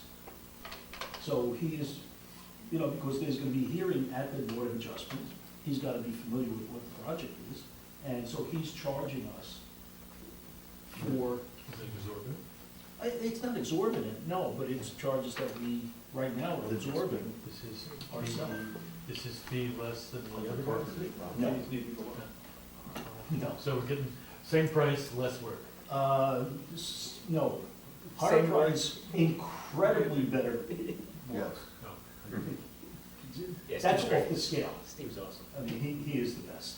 But I don't understand, like, if you're the attorney that's representing us and now they say, hey, if you want me to review something, I'm gonna charge it. Jim, apparently that's the agreement that they have with him. I don't know, I wasn't party to that. Or it could all come out of escrow. Well, so it comes out of escrow, but those small projects don't have escrow. you know? So like if you wanna put in a fence or a shed or, you know, a small wall, there is no escrow. I guess just reach out to the finance and let them know what. So the question is, do we want to increase the cost of those small projects? Right now, it's $50 per variance with $100 maximum. Do we want to increase that from $100 from $50 to $100 with a $200 maximum? Just to make up some of that cost that we're incurring with the attorney. That hasn't changed in so long, Vince, we need to update. They haven't changed. So Brian, the question I have for you though is that stuff set by statute? No, It's not. it's not. And I represent and have represented dozens and dozens of planning boards and zoning boards, and the applicant always, in every board I've represented, the applicant always paid escrow that would take care of the attorney's fees, Okay. always. Okay. So in the small projects, we don't have an escrow situation. The larger projects, we do. Yeah. And it's, we take it out of that. Yeah, you may want to suggest to the board looking to set an escrow even for the smaller projects. Who sets the escrow? Us or The board would recommend it, but ultimately it has to be done by ordinance. Okay. Okay, so that's what the situation is there. So we need to think about that. We got a communication from Tom Klein, who is the borough historian, about the museum. Uh-oh. 10 more grand. Did it burn down again? or No, did it flood? They want another wire. Or was there an earthquake? So- They get hit by a meteorite? So Something will apparently, happen. apparently now, because of all the damage and all this other stuff, they cannot get approval to reopen because they discovered that the wiring now does not meet code. And they want $10,000 to hire an engineer But he needs the to money now. determine what needs to be done. What would it cost us to do it? Why bother hiring the engineer? It doesn't meet Well, code. Well, Replace it. an engineer would determine what it is that needs to be replaced. Everything. It's not, Replace it all. Eric, it's not that easy in an historical building because you gotta put everything Didn't back. they already Yeah. do Yeah, the you have test? grants on there. They did a test, like a voltage test. Yeah, and it failed. It failed. Failed. But did everything fail? I thought just some, everything Got the failed? grants for the inside. That's my understanding. That's I said we tear it down and start over again. We need to do a historical. Hang on. Can we find out the old Hang on, page? hang on, hang on. Okay, so it says, I'm quoting from Tom's email. He says, we performed this test to certify the electrical circuits in the museum. Over half the circuits failed. It was the recommendation of at least 2 independent electricians that we rewire the entire building. The consulting engineer is part of that process and will be needed to develop cost estimates for the electrical work. Now, this is through Hickey, what are their names? Connolly and Hickey, Thank you. Connolly and Hickey, who is the historical architect. preservation architects. So, you know, they want another 10K, and, But keep this in mind, okay, to rewire, you have to rip the sheetrock down. That they just That they put up. just put up. And then you have to wire it, and then you gotta put it back. Did we get any insurance, Marie? supposedly we did, I haven't. been- First fire we did. I think we We didn't get it on the second. we didn't get on the second one. But did anybody go after the contractors for the I think the second insurance fire? company was. I think the insurance company was doing that. Eric, can I- you yeah, check- That was gross Cause I- negligence on Well, that's what I Eric, can mean. you check I in? think it's- Can you check with Frank tomorrow on that? And See if we the, got anything and for then that there was a building. water damage, because there was a pipe. Yes. Up Yeah, here. Because they put the alarm right Because near the Adam- boiler and Adam's it been never, talking to never me, picked I don't up. think we've gotten and it anything yet, froze and it because they burst. haven't gotten all the paperwork too bad yet for protein and The everything. water I pipe think, couldn't burst when they had the fire in there. Yeah, right. Maybe it would be put out. But, so they're asking for 10K just to hire an engineer to determine what will go on from there. And look, we're all kind of familiar with what we've got to do with wiring. And we're imagining rewiring your house, like what, Luckily, it's not. how would that work? I would just abandon the old and start with new. You just gotta see during the daytime. Right. You don't need electric, yeah. And space, So, gas-powered space Some heaters. oil lanterns. Oil. So why don't we see what we get from the insurance company? Yeah, that's what I'd be interested to see, what was any settlement, and if there wasn't any settlement, you know, there's a contractor that got off pretty scot-free in this deal. you know, again, you know, to go back to using professionals, there are, and this is after the fact, you can't do it now, there are professionals who come in and assess damage and go to these insurance companies, where the insurance company says, all right, yeah, we're gonna pay you $75 to repair that wall, the guy goes, $75? No, you're gonna pay $5,000 because we gotta repair this, and this, and they come up with those, you know, those solutions, and so that wasn't done. I'll pay a guy $10,000 for that. You know, it's a shame, I mean, but, now, I think he says here something about it comes out of open space, but, you know, open space is not like an. It's not an open bucket. It's not an open bucket. And we've, look, it's, the museum is nice, but boy, we keep just dumping money into this place like. I don't know. Anyhow, so that is, that's it for me. Well, I had a question. I'm sorry, Vince. Were you doing a library or anything? Oh, library, the only thing from the library is, you know, they're in the process of doing the restoration. It's open during the process. Concert Saturday. There's, well, I was gonna wait till next week to. It's Oh, no. Oh, it's Saturday. It's Saturday. There's a concert Saturday. But the restoration is going well there. They've closed up the walls. They had to open them up to get all the moisture out. They closed them up. They have to paint and do all that kind of stuff.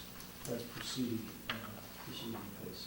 Yeah, I have one question. When I was knocking on doors, one lady, she was like, "How we doing?" And she had a question. She goes, "Well, can you find out why my senior club isn't allowed to be in the library anymore? We got to rent at St. David's." I said, "I'll ask. I'll ask." That is a legacy problem, and I think what happened in the past was the CLL classes that we had at the library took up pretty much all the room. There was no space. Those have been scaled back, and there should be space. Well, like the Tai Chi classes are at the firehouse. Yeah, Tai Chi, well, they have some classes. And offsite as well. bridges up at the firehouse too. And some of that was because of space, you know, they needed a big space for those classes. But now that should not be the case. I think they should be able to get I figured space.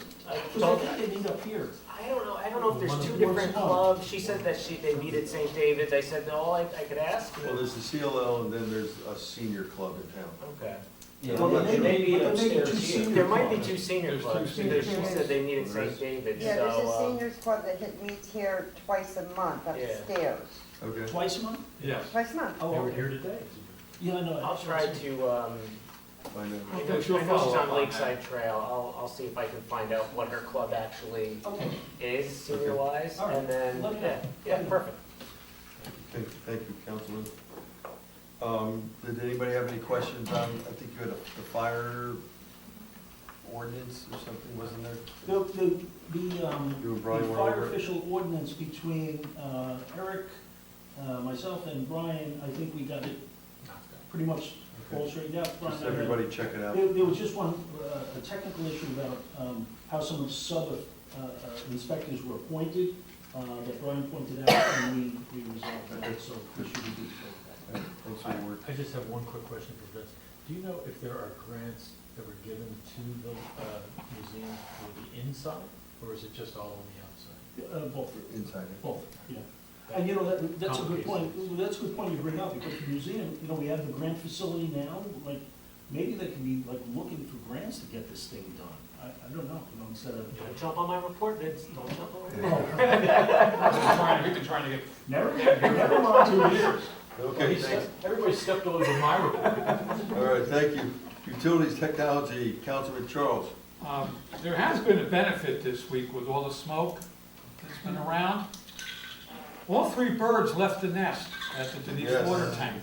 Oh, Did they okay. fall out or? We don't know. They're gone. We did see a ladder next to it, Randall. That wasn't me. But The barbecue sauce bottle was there. No, but the 3 birds have fledged, and they've left the nest at 52 feet up in the air. So they're immediately putting together a new deconstruction schedule on the water tank. So there was an upside to this crummy air we've had the last several days. We got the birds out, so we can get to tearing down the water tank. Regarding the HVAC right now, just to keep it short, they look to complete the municipal building next week. They'll just set up a walkthrough and inspection with the staff, with everybody to go through all the new controls, all the new equipment. We still haven't heard, Karen, back regarding the yellow pump yet for the library. Excuse me? You know, the pump that caused the leak. What about it? Has there been a settlement? They didn't, no, I didn't think so. So there's no settlement on that, but thank heavens we didn't wait around. We took the second pump out right away and put a new pump in there. So that's working just fine. Capella has completed all the work on the Daniel Drive, the utilities extensions up Walnut for the emergency shelter, the senior center, community center. And there was work, they're finalizing all the paperwork regarding bonds and all the final work. The paving will be done in about another 4 months. It has to settle before they repave the road. Good news on the technology. I think you all have the packet. We have the technology. We're going to continue. The recommendation is to continue with Fovionics for all the digitization, the huge amount of work that we've done down there. We have quite a bit of work to do to finish the project, which is over 285,000 bits of documents within the Board of Health. 285,000 documents are going to be scanned, barcoded, and put into the cloud and a hard drive. We also have 84,500 documents that we need to get same thing scanned and coded for the Boro records coming out of the minutes? The minutes that have been here since 1926. So we have to get all that scanned and put in. So Fovionics has come back. We recommend staying with them. They've done a good job. Did we get any other estimates, or was it just Fovionics that came? Well, Charlie looked at them and he said that they're so close, but Fovionics has been doing it all. They have it all. Did we get copies of the other one? We worked with it, and We've been working with Fovionics and they've been approved. May I say something? sure. They're excellent. The way They're it is on very my good. computer for the construction, it's absolutely excellent. They did a wonderful job. If there's an issue that something has to be moved, they just move it. I send down stuff that has to be rescanned, that we've done from newer permits and things like that. It's on there immediately. And there's 2 storage. So just to be clear, we're going to go with one bid rather than going for multiple bids? Yes. Okay. We're going to stay where we are. They're just about done. So we're looking at about $76,740 of infrastructure money from the American Rescue Plan. This was planned for last year. We're looking to implement it this year. We're going to restart the telephone work next week. Get going, and we'll put the estimates, work schedules, so we can all look at that, because we have to redo the telephones in all 3 buildings, DPW here and the library. They're the original, and that will also include all new wiring for the digital services. So again, it's all the original wiring in these 2 buildings. It's time. And again, that will come out of the, as planned, out of the American Rescue Plan infrastructure money. And water meters. Everybody has on there, was provided a folio by Neptune. We went out for, and it was very interesting. We went out for bids last year when we did the water tank. And it's funny, we received 2 bids back, and one bid was from Suez Water, and the equipment they recommended was manufactured by Neptune, who submitted a bid for their equipment. So it worked out that their equipment is very well rated, and they are a member of the Morris County Co-op, which is having a price increase on June 30th. Rio came in, its money was funded last year. with the Denise water tank ordinance, the money's there, and we're looking at about $291,000 to put the new water meters in, which will be readable right here in the Borough Hall. So Lee will be able to pull them up on the computer, each one, and get actual usage. It will be wireless. But that's an additional fee, isn't it? No, it's included in it. Well, there's two options, but John highly recommends. 290. Yeah, Yes, and that's what absolutely. we have down. It The just, second, it makes, to me, makes more sense it's, without a it's doubt. ga- it's a guarantee on it. Whether that would be included. It's incredible. Their meters alone are brass. They're literally almost a lifetime warranty on them, and they're all made here. And what is nice, they have most of the business in the neighboring municipalities. So it'll be a drive-by, or it can be done here in the Borough Hall. So we'll have records and we'll avoid any situations. The program will be set up so if an account seems to have excessive water use, it will be flagged. So we won't have an instant replay of last year. We had a resident with 600,000 gallons of water that no one knew about with the leak under the driveway. So the system has built-in safeguards. It will be serviced from North Jersey. And we're recommending next week that we vote on this. It is funded through the ordinance, the money's there. And we like to get this up and running before the third, because it's read quarterly. So we like to get it up and ready for the third quarter coming up. Price increase too as of July. July said that, June Okay, sorry, 30th. I missed that. June 30th is the price increase by the Morris County Co-op, which is interesting. When do we, oh, you go. Okay. When do we plan on discussing how we're gonna pay back this bond in terms of, oh, you too? No, you can bring it up. That was one question that I was just gonna bring up, that there Was wasn't. it, I mean, that and the water tank, I guess, are two big bond The issues. users will be paying for it. I'm sorry? Water users. The water users Okay, fund it. but we don't really have a plan for the assessment of that, whatever the fee is or anything like that, we discussed that. I think that It's the water users will utilities, take care of right? that. Yeah, no, find it from what was talked before Charlie left, is there was never really we bonded, but there was never a plan in place as to what each water user would be surcharged for this, or what the rate would go up. So now we just have to discuss on the finance committee of what that looks like. Here's the bond, how many years, this is how much it all costs, 600 users, divide this, divide that. The He did- feeling was, because you all weren't involved in it the last several years. We weren't. You weren't. And that's why we'd like to get the information. Yeah, and that's what I'm gonna tell you, for nothing. Go, Please, please. Go, go, go. Normally, we've been having a 10% increase every 2 years. With the new meters going in, they're replacing 30, 40-year-old meters, which there seems to be a problem with the accuracy of those meters.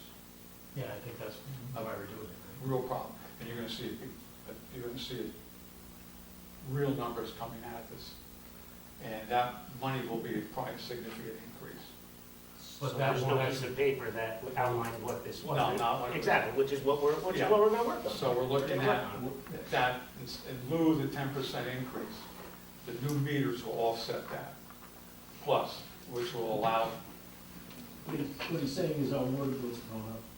What he's saying is we're just But not collecting unfortunately, the accurate all money they're gonna now. be doing is paying accurately on the amount of water, so they'll actually be paying what they're supposed to be. yeah, should have been done paying, 10 years But ago, they we're weren't, doing it now. but they are paying, so we still need Yeah, to create My that. assumption with Charlie was we're collecting a lot more money right now for water than what we need.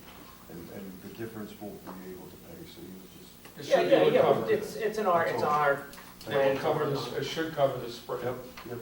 And that was planned, because these meters should have been replaced a long time ago, as the tank should have been. Rand, So did you get the updated quote? Remember, Brian? Yes, the one that Karen just handed out came out today, and it's $290,125. Yeah, because the other one was higher. The one he gave us at the meeting, didn't he say he was removing? No, the one at the meeting was lower, it was $289. That was lower? Because I thought he said that we didn't need something and that they would take it off. I don't know if it was this morning. Yeah, the estimate he gave us at the meeting on May was 281,000. What was updated today, given and provided to us, and it's been updated to be at $290,125. We bonded, I believe we bonded, Karen, 300,000. I believe we bonded 300,000. It's attached to the paperwork I gave you. So we have $290,125 as the revised estimate today. Sure.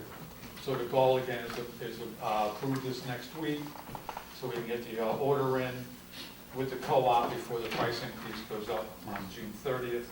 So am I doing a resolution to put on the agenda? Make a Please. motion for a resolution together. Who's seconding it? All in favor? Aye. Thank you. Maureen, wasn't Fobionics on the state contract? They are part of the state contracts. Okay. And that was the prime reason why we stayed with them, because they're on, and they've done a hell of a job for us. No, they haven't. They've been great. Okay, anything else? Going through, I'll go into more detail on a few other things next week. Okay. And, you know, we're still here early, it's early. Poor guy told me to have quick meetings. Could I reopen my section? Of course, Just of for a course. second? Yeah, you went up, man. We got time. The question I forgot to ask while I was jumping on everybody else's report was, what do we want to do to get back to Tom? I mean, he's saying here for us to approve this 10 grand. What do we want to get back and tell him? I think Karen was gonna look and see if we got Yeah, any kind of I'm real looking to claim see if on it. there's any Okay, money. so maybe we just tell Tom Karen's gonna look, and we're gonna get right back to you. And then, I guess we can have further discussion, Okay. obviously. Check with the insurance company. Yeah. Good, thank you. All right, that's it. I'm here for the public. Oh, sorry, Anthony. Finance, public safety, Councilor Lucero. Thank you, Randy. So fast. I'll go real fast, well, I'll try to be fast. So budget, done, thank you, everybody did a great job. We met with, Finance Committee met with Ray this evening to go over the audit. And, I remember Charlie in the back of my head, it's a 100-something page document, just go all the way to the back to the recommendations. So we went over the recommendations, and he had the draft, and then once he we just got it, so I'll email it out to everybody. But recommendations were pretty much the same, talked about staffing, talked about a couple housekeeping items, but all in all, it was good, it was very informative. Wanted to pass out again, so everybody has them. And Ray can be another good person for the administrator and Yeah. CFO position. He said that he might, or would be willing to. Just want to pass out for the council, again, the capital list that we've been working on. What I did was, and what we did was we went through and I just put through, what a little low budget. I went black and white this time, I didn't do color. So it's in progress is what we're kind of working on. You're probably this close to getting fired anyway. After this week, yeah. Completed is what we've been completing. Ever-changing document, but if you see something on here that just doesn't seem right, let me know. But I think we're still looking good, and it's kind of nice where we had digital files. We had it, I think, at 75, came in at 77. So we're looking fairly good on that. So there's that information. What's the dark stuff again? The dark stuff, it's supposed to be, it's color-coded. In the 2023 column, it's that's what kind of was, quote, ARP funds. But I can email it in color. Thank you. Yeah, I'll email it in color. Next time, color, I please. know, I'm sorry. Fine. I hit my allotment for the month at work. Grants, we had a great kickoff meeting with Millennium Strategies with all the department heads. Katie from Millennium Strategies walked us through the portal, passwords, everybody, all the department heads are set up. What's great about it is while you can search each individual area, you can click public safety, you can click the specific area that you think you want a grant to find. You don't have to just scroll and scroll. You can hit, infrastructure, public works, and it'll find the grants for you. And then also every Friday it sends museum, which I'll get. I wanted to kind of roll out and then start giving others, you know, access once we have, once we get more familiar with it. But every Friday, everybody that has access to it gets an updated email of new grants that are popping up. We worked on a discussion about, you know, hey, grants, Katie went through, like grants that you're looking for, you know, you have to think kind of a couple of months out. You can't just say like, hey, I want to do this tomorrow. It's like kind of like, what do you want to do in the next, you know, 8 months, and start planning for that. We talked about, you know, if you're looking for grants and it's a matching grant, let's talk, because it doesn't make sense to get a matching grant if the matching funds aren't there. So kind of discuss that. And then when you do find a grant that you are interested with, for right now, in the midterm, kind of work with me, I guess, to kind of say, hey, this is something of interest. And then Katie, Millennium Strategies, part of our package, is a consultation, and she'll kind of just say, you know what, this is an excellent fit for your community, you got a good closing rate on this, go ahead with it, or might not be a good fit for you guys from our experience. And then we decide as a community, what do we want to do? Do we want to write it ourselves, or do we want to have Millennium Strategies write it for us? So we have that on an a la carte basis. Good thing with, you know, kind of going through this, you know, the fire company was on the call, and they already found another NJ Department of Community Affairs firefighter grant expires on December 31st. So they're going to be working on that. So it's exciting. It's exciting. I think it's going to be a good result for the community. Public safety. Yes. Does the library have access to this? So no, but I can work on that. I didn't think about that or kind of historical. I just picked the department heads, but it doesn't work.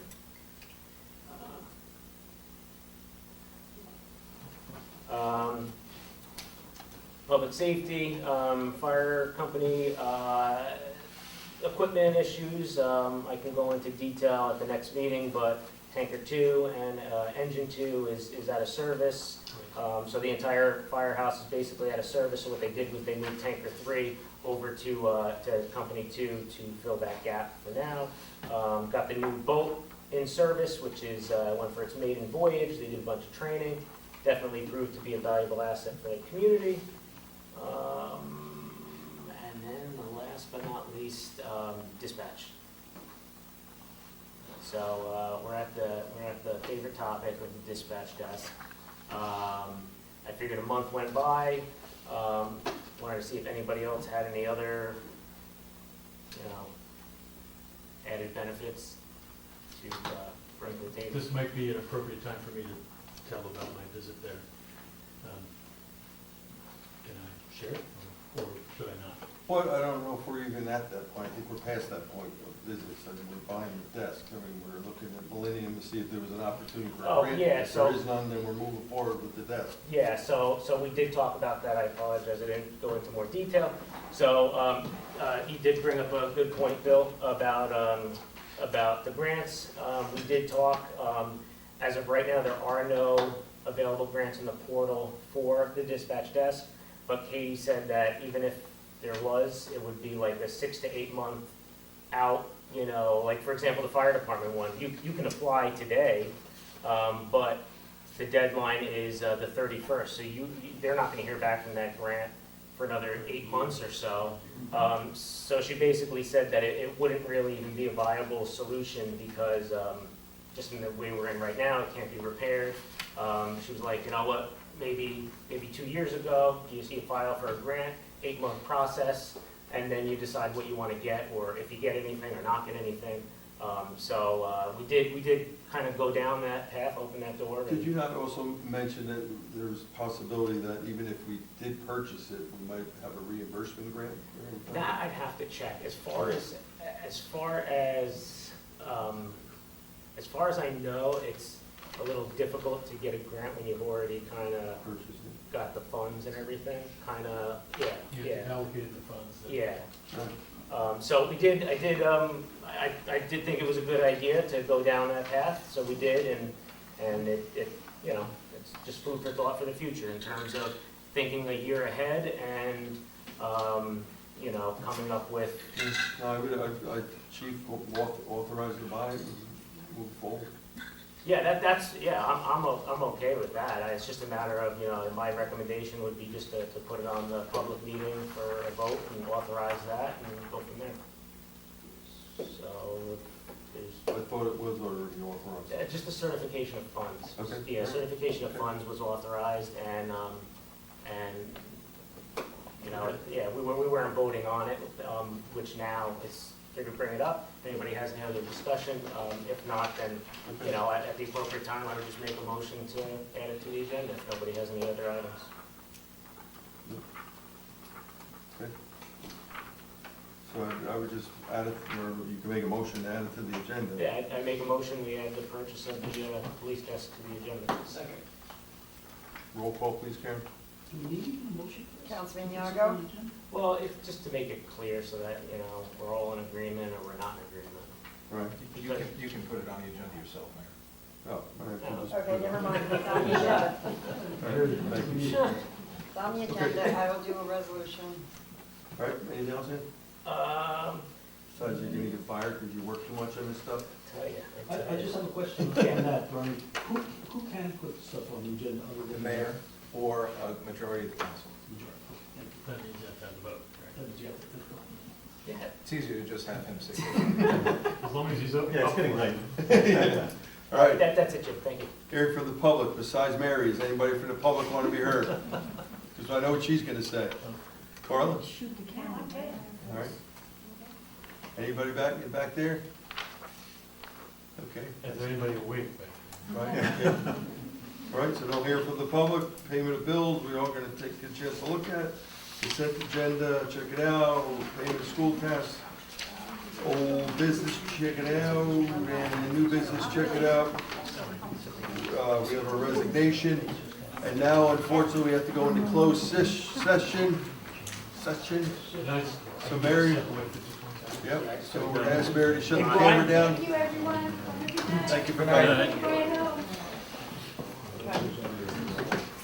Done?